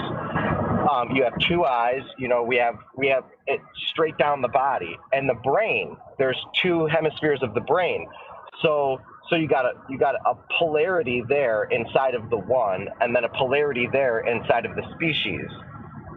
Most creatures are male and female. But then you break it down, and then they do sometimes merge into one sex or asexual. Yeah, I'm here to tell you that we so happen to see it that way because that's part of how we're programmed. It's in our DNA, our 64 codons, and there's 64 changes. There's going to be also species that have 5 genders. There's going to be species that have 8 genders. The whole Fibonacci is going to work. You're going to have 1, 2, 3, 5, 8. You're going to have all sorts of. Show them to me, because I've been researching this for quite some time, and they fall into a broad category of like a gray sexuality, not into 15 distinct types of sexuality or 8 specifically. The most efficient, from what we see and observe here, even in nature. We're talking about nature, but even in plants, in the plant kingdom, there's a male and a female. So us walking around scratching our heads for who knows how many thousands of years, picking up one creature and then picking up another to try to find its mate is how it's always been. And then you find one tree and you find another mate of the tree, and then you can graft them and do other things and do botany, etc. Well, yeah, of course, the law of polarity applies at every level. It starts at the very 0 and 1, and it goes to all extensions. Right. Well, the law of polarity won't apply. That's the whole point of the law of polarity. It's infinitely divisible. And that means if it's infinitely divisible, it's also infinitely integral. I like to call it a habit, because it might not be a law like we were talking about. A tendency. I think the universe is dual in nature. There's duality everywhere, and duality can merge into a singularity. So duality is only a single property of the law of polarity. The Chinese have in-depth discussions about this, and so do the Tibetans and the Hindus. Duality is only one aspect of it. There are multiple aspects. There's mutual generation, mutual control, mutual consumption. What if the hand of God is actually sound? All sorts of aspects. Sonic resonance. What about that? I mean, the very first words of the Bible are, "And God said." So it implies everything begins with sound. Well, and if we're looking for a God, if we're looking for an originator, it would be sound. It would be sonic resonance. It would be energy, frequency, and vibration. Is it possible that sonic resonance or sound, it could be the thing that saves us from catastrophe? I think that we heard catastrophe. Now, correct me if I'm wrong, James or Michael. And you would know this. Michael's gone. I don't see Michael anymore. No, I see Michael Armstrong. I see him. I'm still here. I'm listening. Okay, I didn't see him on the screen. There he goes.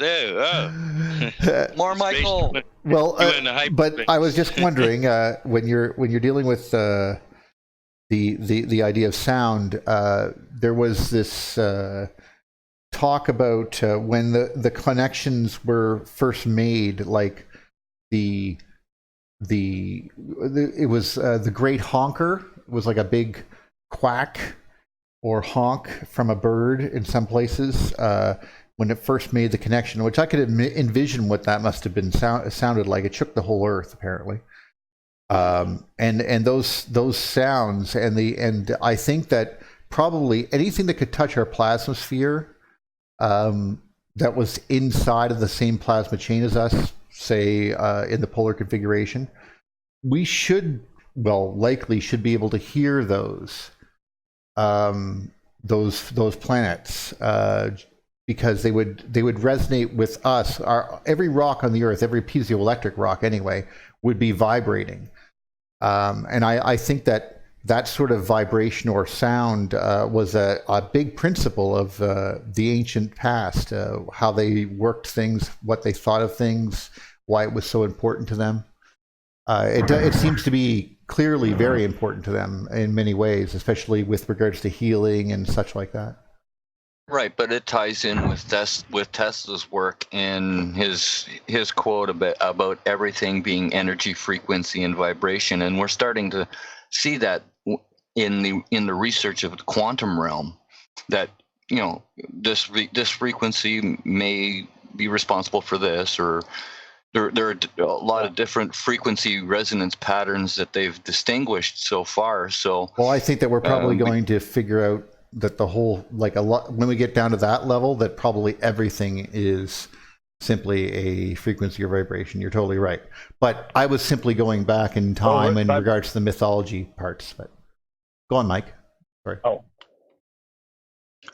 Well, Rupert Sheldrake's theory was modified in title by Wall to the morphogenetic resonance field. So I hear you guys loud and clear that it is reverberation or resonance or vibration or frequency is a huge component of what we call reality and plays an undiscovered role in so many areas. And of course, sound is just one small aspect of this larger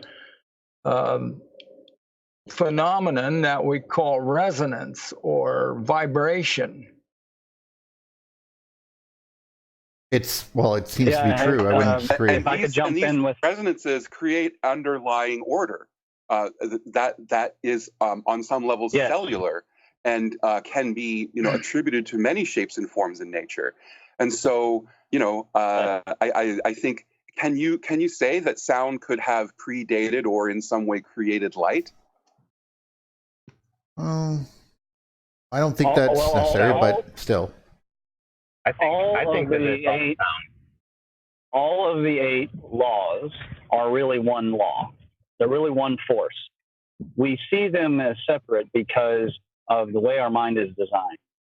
And the very first polarity being the separation, they interpreted it as heaven and earth. This was one of the very first teachings of the gods, is the separation of heaven and earth. And it probably was when we started seeing stars and much more than what we had seen. And it's in the stories. It's in the beginning of the Gilgamesh. And you see the circle square law, the circle square motif everywhere. The next thing is when you have the triple plane, now you have 2 to the 3, you create the 8. And immediately you're going to have, starting with the earthly trigram at the bottom, you have vibration, and then you have rotation at thunder, which of course is the cosmic thunder. Right. And then you have polarity at fire, and then you have resonance at lake. And lake corresponded to the youngest daughter in the Noah motif, the youngest daughter being joy. And the resonance sits between polarity and causality, because the resonance determines which things unite and which things sever. And that's really important, both biologically in terms of life and rot, but also just really anything. Those things which can resonate, they'll unite, and more power will be introduced into the system of whatever it is, marriage, job, electrical grid. And those things which sever if they're forced into a closed space, they will create chaos and possibly toxicity.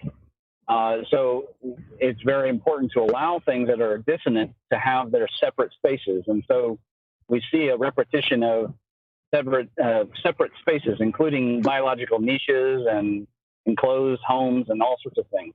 And this appears to be built into the very fabric of how it's all run.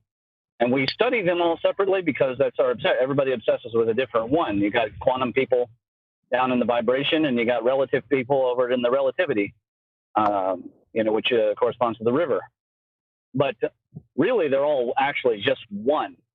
They've only been separated because our minds are built that way. That's it's both a curse and a blessing. Huh. Okay, I see. That's why even like Sandro's example of the incubator, that the electrical environment was altered versus an incubator that wasn't. The eggs didn't hatch in the one the electrical environment was altered in, and the one that was left normal, the eggs hatched. Our electrical environment, obviously in the past, was perfect for proteins and bacterias to create life, we'll say. And when it changed, you change the electrical environment, you change Mike will talk about this, the frequency and the amplitude. It looks like then, even in the fossil record, that there's a couple different gestation periods. There's no transitional species, and then species were giving birth to species that didn't look like them just because the environment was changed, to make it like simple. And I think that scares the crap out of me there, that idea. Sandro's example was pretty simple. Whenever we were talking about, the electrical environment of Mars is different than ours. It's less. Obviously, it's volatile. There's or carbon from dioxide. giant lions to regular size lions. There you go. And you look at the fossil record, the eyes were bigger, the skulls were weird, longer, smaller. It was the fossil record looks really weird. But then it just all of a sudden you have, anatomically modern humans that just pop up. Yeah. No children either. Yeah, I will point out that after the law of resonance, you come up to the top, which is heaven, which is the law of causality or karma or sowing and reaping, whatever you want to call it. Right. Immediately following that is wind, which is the law of evolution, and that governs flux and change, and even the various aspects of time. And its undercurrent is the first broken bar, which means things breaking down, but it also introduces opportunity. And so these all interact almost instantaneously, even though they have a sequence. And they're informing each other. Every single one of them has its polar pair, and it also has not just its own opposite, but it has one that it works more closely with in one capacity or the other. I mean, even like today, like if let's say right now, and I keep it simple, let's crank the voltage of the sun up. Let's just turn it up. If we would indeed survive what they call the X-class, which I wouldn't hope would happen, X-class coronal mass ejection, let's say it's less than that. You change the electrical environment right now, things are going to change in a generation. It's going to change. It's not going to be the same as it is now. Yeah, they'll take some of our genetic information, but the energy that is flowing through those eggs is going to change them into a different being, slightly different, but different. So then, transcription in DNA, it's DNA is decoding the information through transcription. It's called transcription. And quite simply, again, look at even the Twa people, they call them pygmies, from Africa. They're like really super short. Then you have certain, tribes like the Zulus. They're like really, really tall. Like when Manute Bol came and played basketball in the United States, he was like super tall. You have like these different variances, and it's like, whoa, you know what I mean? You got these really short people here, and you got these really super tall people here. And then, we've looked in the Guinness Book of World Records and see people all over the world that are just freaking humongous, man. Like, then you have these really short people. Even in Mesoamerica, certain people just are short, man. Like, whoa, that's really just putting it out there. That's severe, we extreme. feel very strongly that there must be an influence of what the Chinese called heaven's will, and I think the Christians tend to call grace or something, some kind of force, and there's probably an Egyptian word for it. But when you look at ants, you can have two ants of different scale, and they will ignore each other almost completely. They may occasionally bump, but they'll just go away. But you get two ants that are the same size, different species, and they will battle for the same resources. Some of them will cannibalize or predate or even take over a nest to get the eggs for their own eggs. But if you introduce ants of a different scale, they'll coexist, just fine. And of course, nothing to say of completely different genuses, unless they're predating or otherwise, trying to go for the same resources. They will coexist. That's the key. That's the key. This is all due to resonance. Resources. It's all due to resonance, which is why it is called the joy among the 8 trigrams. It's the one labeled joy, because it does sit between polarity and causality, but opposite to and works closely with flux or evolution or change, whatever you want to call that one. The Chinese called it wind. And the wind, this is really key. The wind is the harbinger of disease. And the way that I have gone with wind as the harbinger of disease is that it carries charge. And so the charges can be deposited into your body because the charges are much smaller than your force. And so the changes are not just these events happening around us, like these cars are passing me, now it's raining and the lanes are shifting, but it's also that there's some cosmic force of a rearrangement that is bringing these charges in, and it's introducing new electric field vectors. And then that's, of course, moving things and creating new magnetic field vectors. And this is how I see cosmic rearrangement happening in the context of these different greater forces or laws or habits or whatever you want to call them that are all interacting, but they're really actually just one. We're experiencing them as different because that's how we're designed. Built or evolved, or however you want to say that. That's incredibly interesting. The ARP said that there was a 3 million year cycle in the cosmos itself. And the Cambrian explosion just literally came out of nowhere. And there's no precursors, really. Oh. I mean, you would have to dig awfully dark, and it's just ridiculous. But these cycles happen, and you can see them in the geological layers. They're different colored. They're different. I mean, there's a different environment involved in each one of those different layers. And like I said, in these cycles that occur, different life pops up. We ourselves are only 200,000 years old. Modern man, as far as and the geology says that we're 10 million. That's their time scale. Well, they're off by 50-fold. So, well, I'm not even sure.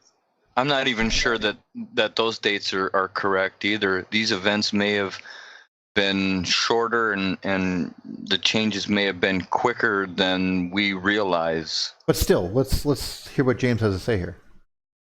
Yeah. Go ahead, James. Sorry. You've got the right point.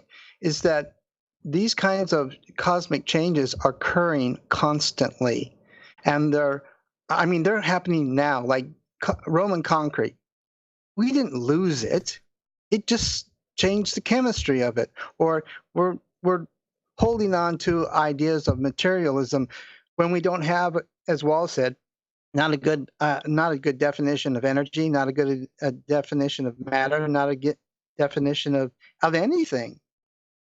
I don't even know what you really call mass. I've been calling it charged load because I don't know what else to call it. No, we talk about that a lot, clearly, because, I mean, you just touched on several things that are very true. I mean, you go into the past, it seems like, as you mentioned, Roman concrete, but you can go further and say, talk about what seems to be, as some are calling geopolymer, or whatever. But Also, the fact that they could manipulate these stones, they could lift heavy weights. What was the Earth like? I mean, it seems to me, that the environment that they were in was conducive to allowing that to happen, and it's not conducive. Whatever the world is covered in is, or what rocks got laid down, just like this. No, we'd have no idea how some of this was even constructed, and was there any, was it because of mass changes? But clearly it couldn't just be that. There's manipulation going on here, and it's very, very interesting. Neil, are you talking about the idea of Alphin's after the electromagnetism sort of stops, then gravity taking over? Is that what you're trying to get towards? Or? Oh, I was implying gravity changes. Yes, straight up. That's what I thought you were doing. Yeah, but I was also. But I was also. Come out and say it, man. Yeah, just come straight out. Gravity changed. But there's also, as we've seen, evidence that mankind might have been building structures for a lot longer, and a lot of our dates are completely off. I think Ramon could agree that Mario Bildrep's work has been fantastic in that regard. I think it was Jim who brought it to our attention, but we were looking at his work and we were like, he's implying that some of these structures are like mankind was building things on this earth for 500,000 years. And some of these ancient monuments are that old. And this wouldn't be the first time that I've heard some of these arguments, like the argument that Stonehenge itself is 100,000 years old. Now, I don't really necessarily believe that because of the dating, but not so much. Only because we would. Yeah, not likely. No, but we were also walking over the rocks a lot more in that particular area, so that's probably wore them right down. But still. Well, the salient point, and this is really, really important. Because archaeology has missed the boat completely. When Troy was discovered, it was buried under 20 to 40 feet of mud. And there are places where you can get 20 feet of mud in only about 500 years. It just depends on the amount of deposition and erosion. Yeah, and Rome was also covered, as we know. It may well be that underneath of America's breadbasket, or underneath the Sahara, 80 feet down, there are entire civilizations. They wouldn't know because they've never looked. They've actually physically said there is no reason to. And that is one of the big, if people listen to Graham Hancock's newer book, there's an entire section devoted to one of the sites in North America where a guy happened to keep going. And he was afraid to keep going because when he got to the right layer, which is Clovis first, he knew beyond that was going to be trouble for him. And when he kept going, they kept finding more until they got hundreds of thousands of years in the past. And it was a real, because the mainstream liked the site until he got further than Clovis first, and then suddenly it was a problematic site. But they had already accepted that it was a great site and the science was correct. And this is an obsession of theirs, that they don't want you to look too deeply. And we see that at Dwarka. We found Dwarka. They have officially said that there's nothing more to learn from that place. That's an insane thing to say because we know almost nothing from it. I think I've seen something similar to that with regards to, I think it was the Big Wall of Texas or something. There was a cult, there was a lady who was also doing some work there, and she went down. I think you're right, like 70. I mean, once they got dating beyond 75,000 years, everything became, everything was thrown into question. Like, it was like they had touched upon a subject that you're not allowed to talk about, because they have to obey the rules of the Siberian Bridge over to North America, blah, blah, blah, blah, blah. And you're basically challenging a whole whack of people who came before you. And you're right. They're not very. It's not very easy for them to rewrite their own brains. They won't do that very well. I mean, they will try to hide it more than anything else, which freaks me out that they would do that. But Well, that's they the thing have- about electricity and uniformitarianism. This stuff can happen really quickly, and big things can happen, not just small little things that, like erosion over long periods of time. We see this happening, like mountains being wiped out in minutes and created somewhere else in these supersonic winds, updrafts and downdrafts. And it's just, we cannot rely on these dates and these layering of these dates that they've given us. They're just off, way off. Well, I think I That's agree because with they're that. holding on to core beliefs. I would like to relate an anecdote or incident that happened in the Northwest here. sure. as Then we'll you let guys James are- talk there. Yeah. Yeah, as you guys are well aware, we have an active volcano in close to the border, the northern border of Oregon in Washington, Mount St. Helens. And Yes. Mount St. Helens went off and devastated a wide area, covered even the Portland area with a quarter inch of volcanic dust or something like that. April And 1980, I think. yeah, 58 megatons. Okay, so geologists and scientists thought that it would be interesting and productive to go back exactly 10 years later and look at what had transpired, especially in a recreational lake that got destroyed, Spirit Lake, Right. and look at the geology and the plant life recovery and whatever. Well, they couldn't believe what they found. They admitted that had they not known for certain that it all happened 10 years ago, they would have assigned ages of tens to hundreds of thousands of years for the developments that obviously only took 10 years. Now, Yeah. that's an error percentage of thousands of percent. That's Well, magnitude. that's like dating brand new magma for 130 million years. So go Yeah. ahead. Yeah, and the radiometric dating methods are founded upon assumptions that are nested in other assumptions. which are clearly And- wrong. And not on electrical means. Yeah. They're worse than worthless. I don't even want to hear about them anymore. Maybe within Yeah, certain they're not just limits. wrong. It's not just wrong. It's a scientific fallacy, and I want the readers to understand that. When you Right. make an assumption is automatically a variable, which means it's a test. If you make an assumption based on another assumption, you now have not science. You have pseudoscience. Yeah, which, for that's- example, the dark energy expansion theory would automatically fall into the category of pseudoscience. Yeah, And then sure. that's really important. So that's my point.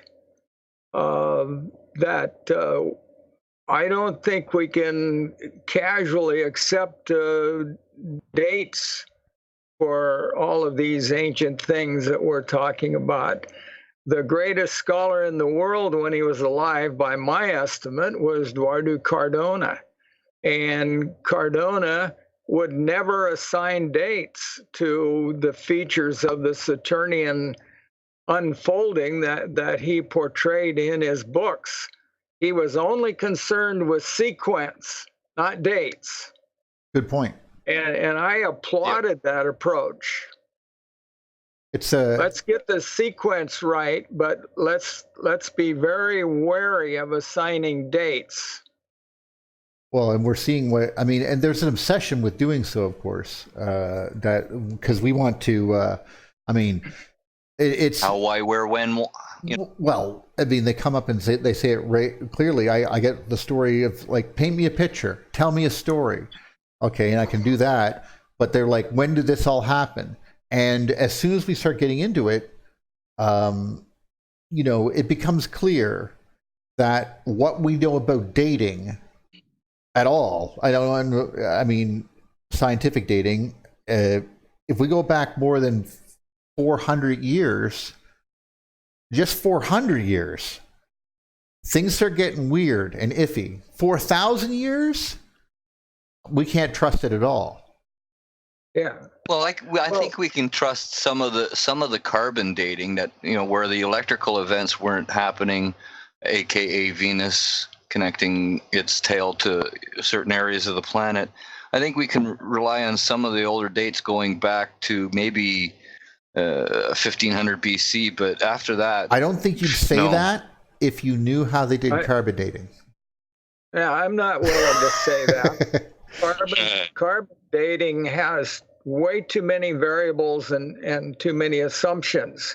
It may be valid tool to use as a sequencer within a certain era or a certain restricted time period, but to establish absolute dates backward from where we are now, no, I'm convinced it's just useless for that.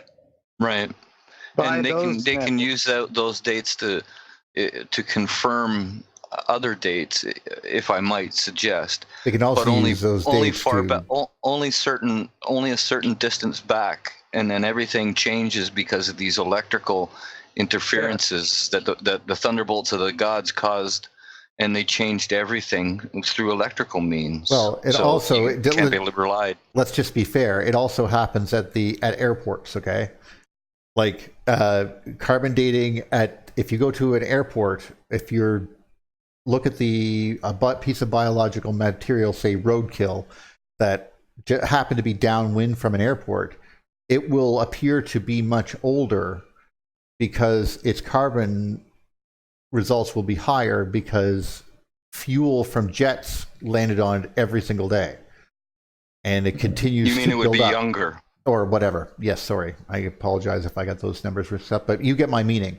The point is that environmental factors have a much bigger effect, and volcanoes, as you know, are, look what we were just talking about. So yeah, and we don't know the environmental factors back most of the time for samples that have been taken. Unless we see dinosaur footprints in the volcanic ash as they were running away that... Robert's not here right now, but he would. Me and him got a chance to see some of that. So anyway. Well, all I'm suggesting is the thunderbolts of the gods could add or remove carbon from the picture. So. Of course, yeah. James, you wanted to say something. The one way we can correctly use dating is when it coincides reasonable plus or minus 200 or 500 years with the motifs and the mythology, because there are some ways of cross-threading the Asia Minor and Greece stuff against the Chinese. And unlike the modern sinologists, I think the original Neo-Confucian dates are pretty accurate. And the reason I say that is that we've seen some of the motifs correlate with dating that was done in the mound cultures here in North America.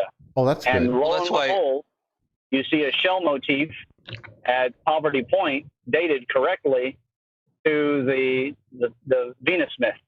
Right. Well, that's why I'm saying you can only go back so far. That's why I say you can only go back so far. Only 3,500 years. Yeah, okay. and then all the dates get skewed because of the really big stuff that happened. Yeah. Well, the strikes and so forth.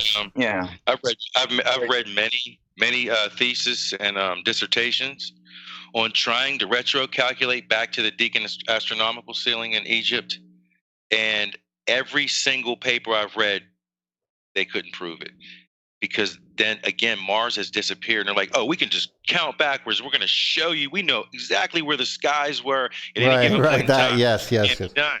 And it's like that falls apart. Then I always say that Janethal's books, Charles Janethal or Janethal, however we want to pronounce it, the Pillars of the Past series, he literally just recorded the arguments that were going on about, the excavations. Boy, oh boy, between Gunnar Heisen and even Lynn Rose, Emmett Sweeney, there's arguments that existed back then, and it's really simple too. You can't have an older culture on top of a newer culture. It just doesn't work that way. Yeah, of course, yes. It just doesn't, and it's real. It almost becomes simple. Like, yeah, the Medes existed in this period of time that we can put our fingers on. Then why in Tello, which is a Sumerian region, the Medes archaeology was underneath the Sumerians with windblown materials in between. That right there is I was done. I was like, I'm done. Oh, and yeah. Petrie knew about this, and Yeah. he just really, from the arguments that existed, and he's the greatest like archaeologist ever. Like, dude, really? Because they could not have set the apart. That would undo the biblical timeline, the Egyptian time. It would just upend wipe the whole everything thing. up. Yeah, just Wow, I didn't even know that. Start fresh again. That's one example. That's just one example. How are the Medes of the first millennium BCE, and at least from what they were dating with the Sumerians to be about 2300 BCE, we're talking about late third millennium BCE. How is their stuff over top of the Medes? It shouldn't be. It shouldn't be. And then there's a skip from it should be copper and just the natural order of things. Let's say there's a huge catastrophe. The ancient world we knew it is gone, and then we got to start over. Now we have to start over from step one. It's copper, then it's tin, bronze, then it's iron. Not tin, bronze, copper, iron. There's some things that are really out of place. Like, wait a minute. Right. When were they forged in the third millennium BCE? Where can we prove that iron ore was being forged, let alone then tin? And it's like, well, where did tin come from? Then how did the Egyptians have copper? But we know there was a dagger found, in the pyramids, Giza, that was, at least we'll say meteoritic iron, if you will. That's King Tut's dagger, yeah. It's just things are not really adding up the right way. It just really isn't. And we're, not privy to, Petrie's bias and Samuel Kramer's bias. They both had bias, man. And it's great information, but they were biased. And it's like, but people are like that, though. They hide their own biases. I mean, attacking your own biases for your own good is for your own good. So don't pass them on to others if you don't have to. But you're right. And there's barely any fragments of the stories from quote unquote Samaria. I mean, there were a few fragments, but then you'll see the story, of Marduk, if you will, and those major stories we talk about, definitely in the Babylonian era, we'll say. Right. So you can piece together to see how archetypically it's still the underworld stories, the same thing we're talking about. But it's like they put the Sumerians first, but then the word Samaria doesn't even exist in this at all. Where did that come from? And I always used to say to myself, who made that up? You can't find the word Samaria in the Sumerian tablets. It's not there. So it's like, well, who are they? Well, it's just archaeologists distinguishing cultures. That's all. Yeah, and it's like, they don't call themselves Sumerians. Nonetheless, it just raises great arguments. Well, I'm going to tell you. It's crazy. I'm going to tell you two things that are going to just rile you up because of the way that they label everything we do as fringe. Number one, right. The entire mainstream of paleontology is a farce. If you actually look at the skeletal records that they use to create these things from museums, they'll find 1, 2 bones, invent a new species, send it to an artist, and render this entire species out of nothing. Yeah, I've found that to be very distasteful. Even with skeletons and Lucy's skeleton, they arrange it on a table to make it look like she had a conical rib cage. She didn't. She had a triangular rib cage, just like every single great ape out there. Yes, I've seen that actually. But still, let Ramon finish there. It's a real problem with the entirety of the assumption. Now, the other thing is, I happened to walk into the Webb Museum to do some research on the mound culture. We have an ancient mound culture here in Kentucky that predates the mounds of the Ohio River Valley. Oh. And it predates them not by a little bit. It's actually older than the official version of Egypt. And this mound culture has been hidden from the public. There's no museums. There's nowhere you can go to learn about mound culture. Right. And they totally grave robbed the entire archaic mounds. The National Historic Landmark called Indian Knoll is empty because they took 3,500 bodies out of it. And I got to look at their survey that was done in 1950s and 60s, sometimes up in the 70s.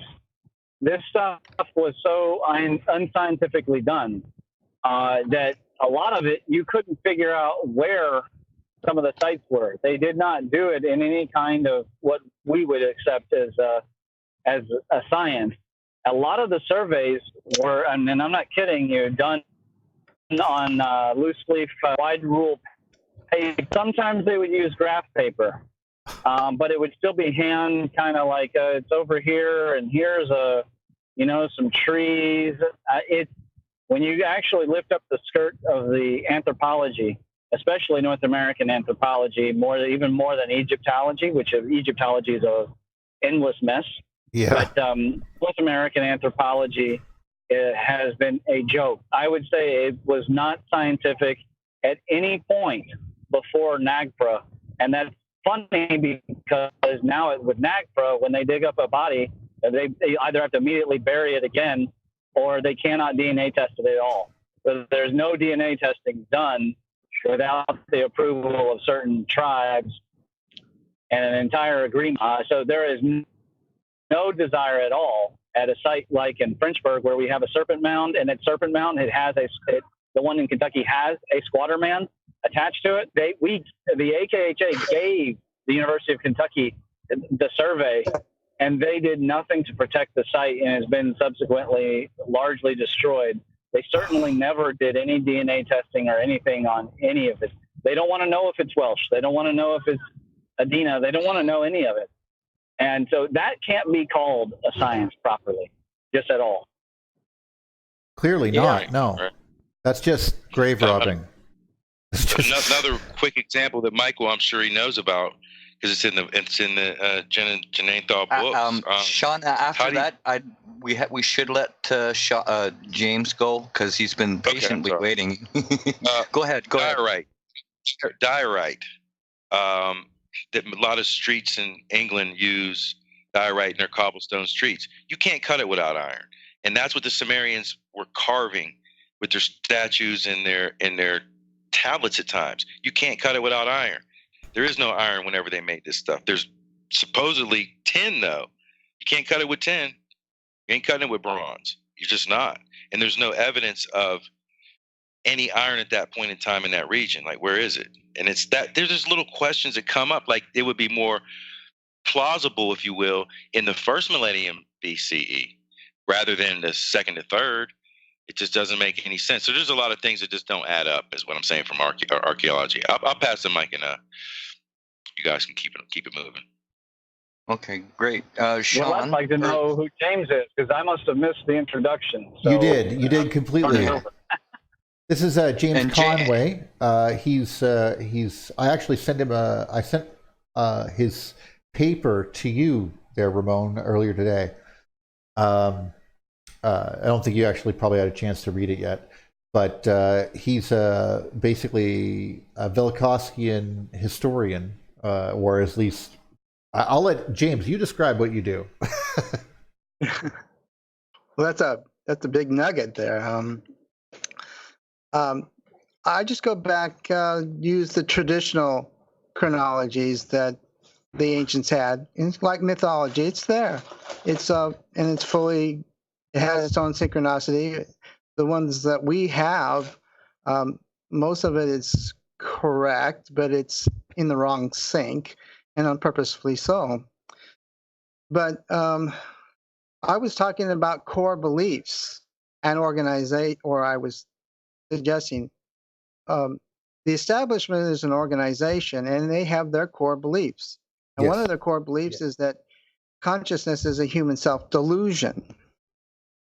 And that informs them about what can exist in the cosmos. Consciousness doesn't exist.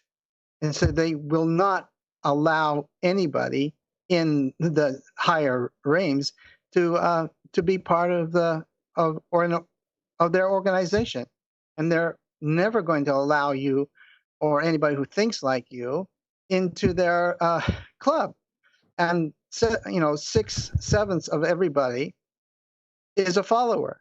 I don't care how intelligent they are. I don't care how anything. They just will follow whatever the establishment says because they must know better. And they don't question anything. And you are, this group here, are the questioners. They're like our host here. He just, because he was curious and because the truth was more important to him than anything else, he's that 1 in 7, and the half of that 1 in 7, because half of the leaders, 1 out of 7, will do nothing right. They're in it all for themselves. We all know these people, and they kind of are in charge. But the rest of us, that's why it only takes 3.5% to change the worldview. But you are the organization, you are the establishment, and we cannot go around asking everybody, the establishment, to change their ways. They are already set, they've got all the money, why should they change? Well, that totally makes don't sense. Stop now, keep going. Well, I mean, I'm fond of pointing out that the electric universe Saturnian Reconstruction model and thinking has how many followers? 200,000 semi-serious followers. Maybe 10% of those are serious followers. But there are more universities in the world than we have followers. There you go. And every university has 100 professors that are teaching something different and willing to say that this is all full of crap. Okay?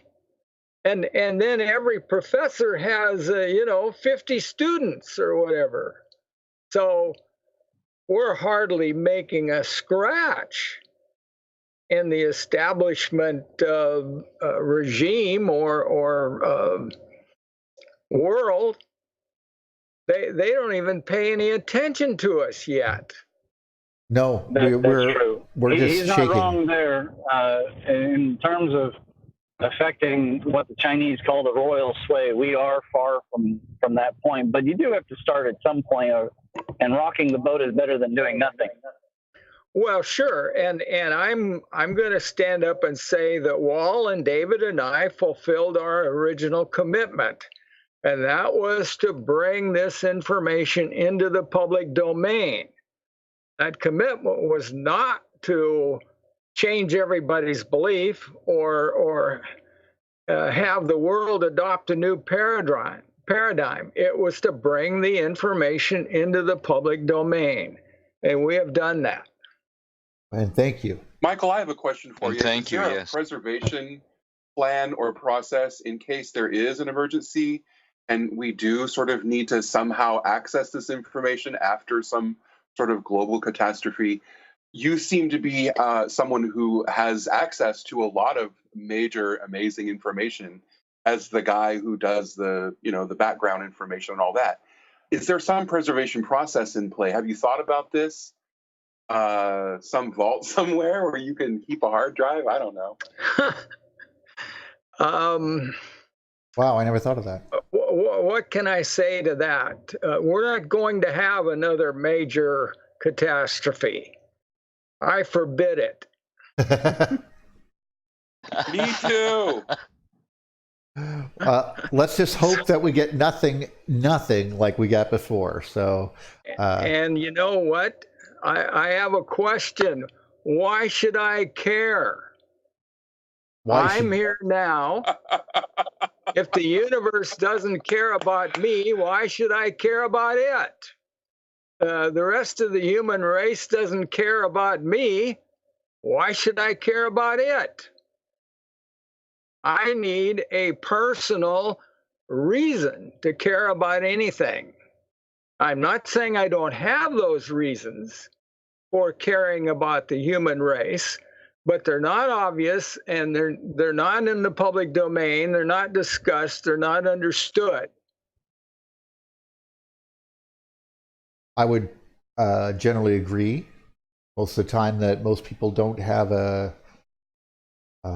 any way of actually reaching into the background or reaching into to find out,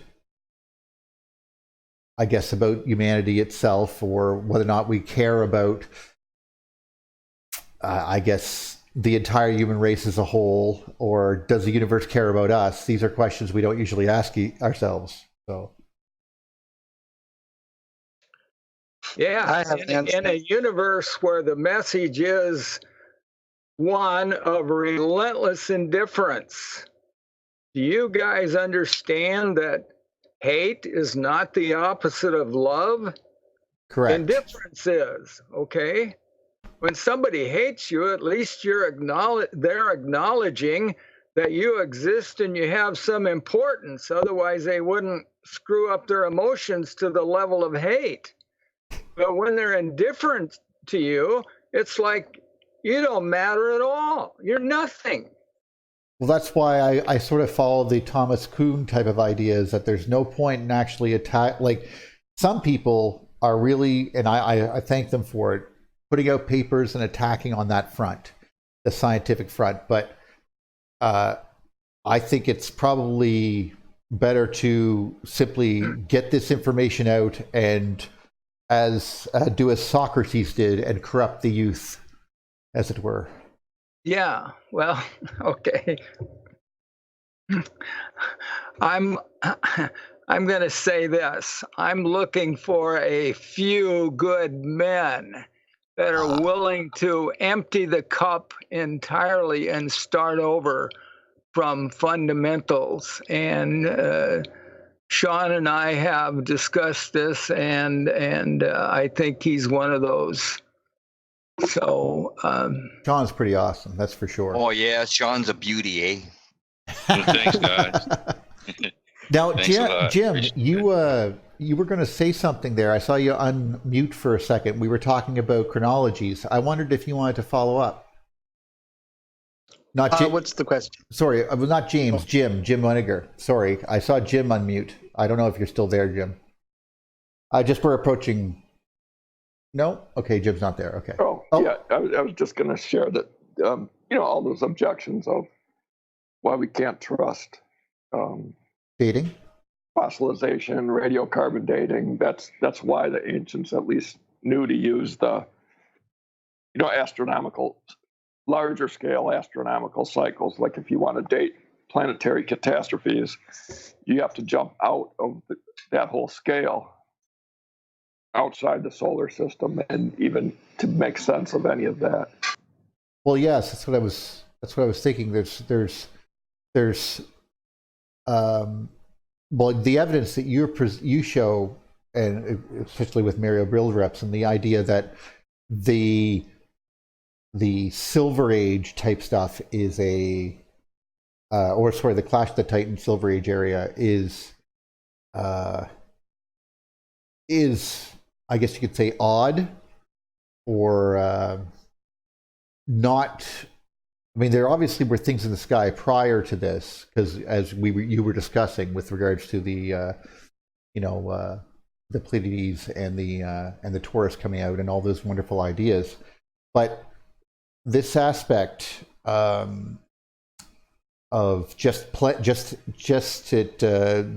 planetary involvement being a more recent situation, and how could you put that backdrop, and then how could that information even be passed down through 2 or 3 complete global cataclysms, blows my mind still. How we can still hold on to it. Like, how did these smart people manage to pass that information on from father to son all the way down to you? It still boggles my mind. But James, did you want to say? Because we're approaching about 3 hours, guys. So, or about 20 minutes, we will approach 3 hours. So I figure we'll wrap it up then. But any further or last thoughts that anyone had? If you're talking about tradition, The traditional chronologies are correct, just like the mythological ones. I guess our memory capacity is far greater if you don't actually have written languages like the Irish. They managed to do it. It's true. As long as we use their synchronicities and their lists and don't interject or try to push them and make sense for us on the present configuration that we have, we would do fine. But there's an unwillingness for the establishment to use the records of the moon phases in the proper place because that doesn't fit. Were you saying the Irish? Yes. Have you ever read the book How the Irish Saved Civilization? No, but I did most of that reading before they actually did it. That's a marvelous book, and there's some really valuable nuggets buried in that. Oh, tell us one. Well, one of the amazing things is the idea that we as human beings have two different kinds of consciousness. We have self-consciousness, and then we have the bicameral or the second brain mind collective consciousness, which is broken into a collective unconsciousness. And so Julian Jaynes is making the case that it was a collective consciousness that was dominant back in the ancient times, and individual or self-consciousness was suppressed. Yes. Well, a review of literature, according to the author of the book How the Irish Saved Civilization, looked at literature from the perspective of trying to find all the references that the authors used to themselves, the personal I. Okay, the way we think of ourselves today. Well, he couldn't find any until what's his name? I'm having a senior moment again here. Odysseus? No. The Augustine. Okay. Yeah, Augustine. Yeah. Excuse me. No problem. And so evidently there's a tremendous amount of evidence, if you find it or see it, that Augustine was the first person in relatively modern history to become self-aware and talk about himself in the way that we do today. So is this a feature of evolution? Is this a new development, or is it a recovery of what we had at an earlier time that was broken or suppressed by the catastrophes and the horror and the memory of the catastrophes? Or perhaps it was a change of energies. Yeah, okay, there's always that too. I wonder, and it reminds me of a motif that's in the catastrophic Renaissance art, and perhaps this is leaning towards what you're talking about. The repeated motif where people, when the catastrophes are happening, they cower and look away. And if anybody knows anything about people who've been abused, at some point, they're actually physically unable to remember the events and or talk about them. Right. And sometimes, of course, they'll resort to analogous stories and made up friends, television references, things that describe circumspectly the events, right, but never point directly. And my uncle did this to me at such and such an age, or I saw this in war. Instead, the person, especially if they've been traumatized to the point where the psyche is actually frayed, they will speak in riddles or in images and memories, and They may be even saying the story, and you may not even be hearing what they're actually talking about. Yeah. And we see this in the Renaissance art repeatedly. Actually, Dave Talbot uses a couple of these images repeatedly in Discourses of an Alien Sky, or whoever produces that. And the people are half naked or fully naked in many cases. And they're not only cowering, but they're crouched down like a child who has been frightened. Yeah. Mm. That has not escaped me, that there are the idea that mankind has changed is, it's ubiquitous, and the idea that we might have been going back to the way we were when we were not scared of these gods in the sky that are literally, it just blew up a city not too far away from me. Okay, so I'm totally freaked out right now. And that's the minor stuff. That's not even considering. That's just like the story from Rome there. But I mean, you go back all the way to the Clash of the Titans, where apparently Sumer was wiped off the face of the earth, type of thing. Literally, entire civilizations buried. I mean, as Ramon said, well, there's Sodom and Gomorrah that's ripped up with fire and brimstone, but we see areas of the United States that were just covered over. All of Canada was just buried in till. Same with Siberia, and then of course the sand of the Sahara being a mile deep. Everything, just whatever happened to these people, their psyche being fractured. Is and them being traumatized is clearly something that's, I think, depicted in almost everything they do, and the memory of them being shattered like that. It really hangs on the idea that we are just coming out of that. I mean, this is something where things have calmed down. We can imagine again. We can start putting things into context. That sort of brain, the idea of that, the sort of mentality of that, was simply not present. They were able to do a lot of things, but a lot of people were on automatic. They were like very intelligent dogs, and I don't want to say it that way, but that's the picture that I have. That the ancients were incredibly intelligent and incredibly capable and incredibly advanced with a technology that's different from our own, but still in all, they did things we just cannot do today. At the same time, they were psychologically traumatized, and what they're telling us philosophically and religiously is nothing but garbage that's coming from insane minds or whatever. And we've made that into the Word of God. We've made these ancient writings the foundation of our religions.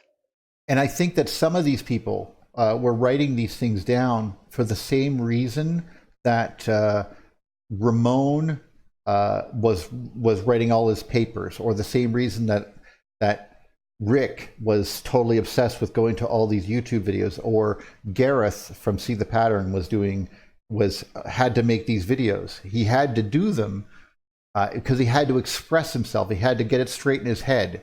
And this is some of the things that I picture written on the walls, like of ancient Egypt. The people who actually built some of these temples, much, much older. Okay, but when they got the chance to start writing on the walls, they did. And that could be a much more recent development. I at least that's my feelings on that. That they need to be constantly reminded of what to do sometimes, because that's the way schizophrenics are. You can't just they're sort of like on automatic, but they it's like a challenge between the two minds. Yeah. That's what establishment science is doing. They are using a known false principle which cannot be solved. And so they just continue ritualistically trying to solve it. And then every time the result comes out black or white, both times, it proves that they're right. Confirmation bias just will not end. Who are you talking about? Establishment science. Oh, establishment science. Yeah. No, I concur. Yeah. Well, Mathemagic can. Sorry. Sorry, Sean. I just like to No, say, I was just saying, Mathemagic can represent things that are real and things that are not real, just the same. You put it in a computer program, you program it to represent whatever you want. Yeah. Even these images of these new black holes, it's not an image, it's not a picture. People don't realize it's not a picture. It's someone sitting behind a computer going, this is what it should look like, and poof, that's what it's going to look we'll like. take it as a great picture of a plasmoid. Yeah. Right. Yeah. Yeah, I was just going to say, and just add, that Michael has a really good video, What is Time? If everybody hasn't seen that. That was on Space News? Yes, I've actually seen that. What is Time? And then there's another one that's my favorite, if I'm saying it right, because Michael had to resend me the link. The Catastrophic Cultural Carry Forward. Am I saying it right, Michael? I think so, yeah. That's close. That is what was that, Eve 2015 maybe, when you gave that presentation? And it's the outline of all these issues. And it's like, it's not talked about a lot anymore because the science is overpowering everything. And it's like back to the fundamentals, if you will, of the psychology of Velikovsky. And this is really what's important. Though the science wasn't there and can be considered in 1950, it's there now to a certain degree anyway. It's not being looked at by the mainstream. But now it's like overarched. It's overarched, and it's like, okay, back to it, guys. Me and Michael talk about this every day. And we're in a better position. Yeah. It's just, that people are out of their minds in many different ways. And then people that are younger people, especially, that are trying to research, have to get through so much fluff and garbage, either reject it and to have to keep going. If they get stuck in the paradigm and they start arguing the points from the specific paradigm, I know a lot of it now goes back to racial superiority and the Bible story of Ham, Shem, and Japheth, and these people here were special, more special than these people, and where do I fit in the story? I mean, it's a mixed bag of just stuff that it's like, okay, you have to take yourself out the middle of it and then start over. Like, me and Michael talk about it all the time. I started over years ago, and it took me a while, like everybody else usually says in this group. Man, there's got to be a worker. There is no workaround. There's no workaround. We're all children of Saturn. Get over it. Yeah. No, I won't. There is no workaround, but I will say that I evolved the EU primer to a new memo, and this memo is only 6 pages plus whenever my assistant creates citation. And the goal of the memo is you will be able to attach your bio to it and hand it to whoever is going to be interviewing you on whatever show. And in a very quick manner, the science, and there's a little bit of the myth and some citations like Talbot and Cook and people from the EU. And all of it is right there. And there are so many links and references that they will not be able to immediately dismiss you as another flat earther. Now, they may still, if they want to, because you can't defeat confirmation bias directly. But the goal is, as a tool, it will be a little bit more effective than the primer, because the primer was 1 page and it is just 2 dense. So this has all the different sciences associated with electromagnetism. And then there's a table that has just enough topics that are alternative, but they all lead to a cohesive story. And that will be, again, available for anybody to use anytime you're going to go somewhere. You just take and you attach that says Electric View community publication on the front. You attach your bio at the back, and then hand that to them. And then hopefully they can take it to their audiences. I'm thinking of course, Rex with the Leak Project, but it could be anybody. Right. It could be Veritasium or wherever.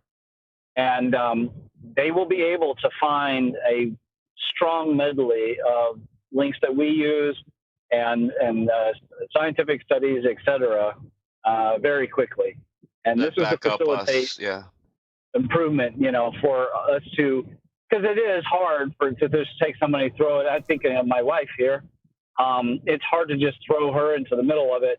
When we went to that Fort Mountain and I started talking about the Venus-Mars motif, she had no context for that. And then I mentioned the Temple of Karnak at some point, and she's like, "What's that?"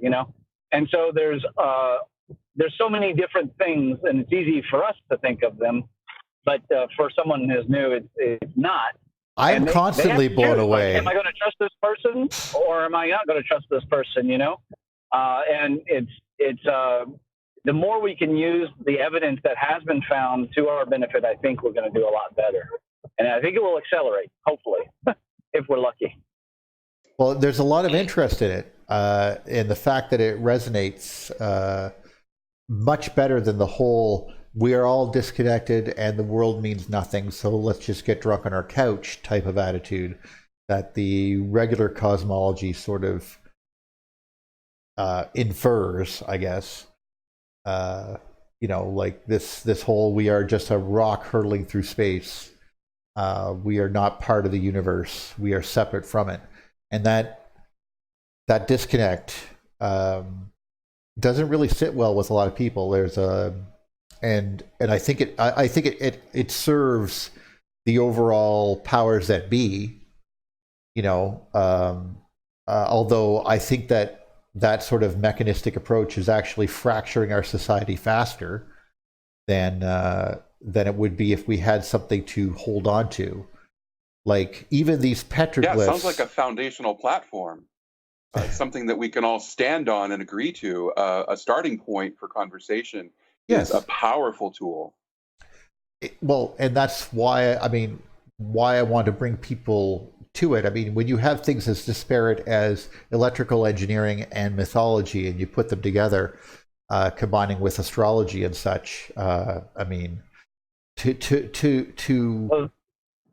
Go ahead. Sorry. The literal platform is coming. I think that I'm not sure if you meant a metaphorical platform or a literal platform, but the literal platform is coming. I will be having a meeting this week. I will be putting a deposit down on the start of this platform. But metaphorically, I think that the platform already sort of exists. Sure, there are some self-centered identities out there that want to fracture it and make it about them. But that's human nature. We can't do anything about that. What we can say is that we can differentiate ourselves from pseudoscientific approaches, people saying that Devil's Tower is a giant tree, etc. Yes, and we can do that quickly by responsibly providing citations and links. And that's the thing I want to encourage the most is anybody listening, is if you have a gushing spirit or fire for this stuff, but now we are standing on the shoulders of giants like our guests here who have provided. Who were there at the beginning. Put it together. Amen. Well, I got to thank you guys actually then for showing up and being a part of this. And I hope that you do come on again. This has actually been incredibly enlightening, and I'm sure that there is no end of stories. I would like to hear a few more. We only got to basically just talk about a little bit of the beginning of this, but where it has gone since then, and how it's transformed itself into the EU, the Thunderbolts, and of course now going to Bath, they're going to England. I want to see this type of thing spread out to the world, and there's a lot of people in a lot of these communities and consciousness communities and other things like that that automatically head over in this direction and end up finding substance to their, I guess you could say, creative observations. I don't want to say it disparagingly, because obviously consciousness studies are a big thing, but it's hard for someone as an engineer to think about consciousness studies all the time, because it's like, I'm an engineer. I want to, I need to know exactly how it works. And that's one of those And then problems build it. between, yes, exactly. And build it, because then you know it's real, you know, not just a computer simulation. Oh, you've justified my withdrawal from all of this. I'm a human being, and I want to think and talk about human issues. There you go. There you go. That was a joke, in case anybody. It was true, but it was said in the spirit of jocularity. Okay. How much do I have to pay you to tell me what jocularity means? Oh, Yeah. I'll send you a bill later, Sean, for that and all the other new words I've introduced to you. And I'm a communications major, and I'm like, what did you just say? That's funny to me. Well, as opposed to Sean. being jocular, then, but still, there's not enough information on Saturnian cosmology, and some of it turns a very dark twist, like this whole Saturn death cult stuff and David Icke stuff, and it's all sort of gets corrupted in its own way. And something that's a little bit more pure and talking to the evidence is, I think, that is needed, and perhaps maybe a new. Well, I think it's more enlightening, in fact. Well, I just like to. I think it's time for a new call in this direction, a new video, just like the Thunderbolts of the Gods was something that talked about this. I mean, we should be able to bring out, more of this to the public eye. In some ways, Neil, we need our own Wikia, but I don't know anybody who's willing to run a wiki for the community. But I think we need already something have like one. that. I don't know, but No, I will tell you I've this: seen it somewhere. I'm working for the platform for the future forums. I'm going to try and develop some sort of DOI-like number system, so that we're going to be able to actually cite some of these things. But what we're going to be missing are the actual biographies and histories within the community. We have the same problem in martial arts. There's a lot of oral history and not a lot of facts about what actually happened that went down. And even Bruce Lee's life. Plasma cosmology. Look at legends. Plasma Cosmology Wiki. Try that one. Go ahead there, Ramon. Yeah, Sorry. but, I mean, a wiki that also includes the biographies of these people. I would like that as well. That's what all we from Winston Bostick and Velikovsky all the way till now. And some like the Plasma Cosmology one, I think, yeah, this one is a. Ta-da! Oh, no, that's wikipedia.org. No, there's actually a Plasma Cosmology wiki, but don't worry about that. We'll find it. I'll give you a link to it when I get a chance. But there is The replacement for Wikipedia that has been fostered by more intelligent, less biased people is called Infogalactic. And Infogalactic has everything kept up to date that is on Wikipedia, plus it has sensible material on plasma cosmology and other subjects that Wikipedia has suppressed. Yeah, they do that. Galactic. And Forrest Bishop, who's a member of our group, our Thunderbolts group, is one of the founders and supporters of Infogalactic. So I will find and get a hold of him to make sure that a lot of materials get added and see. Yeah. The big issue with Wikipedia is that, of course, they don't let you edit things anymore. So right. Not truly let you, And yeah, So, Infogalactic is trying to be more responsible in those arenas. Well, And that's good. we're drawing to a close here. And so I just want to mention that I have 2 websites, and my phone number is on both of them. And I'm essentially available 24/7, 365 to discuss serious or ultimate issues with anybody that is willing to engage with me. But fair warning, your current belief system and your current religion is going to be challenged.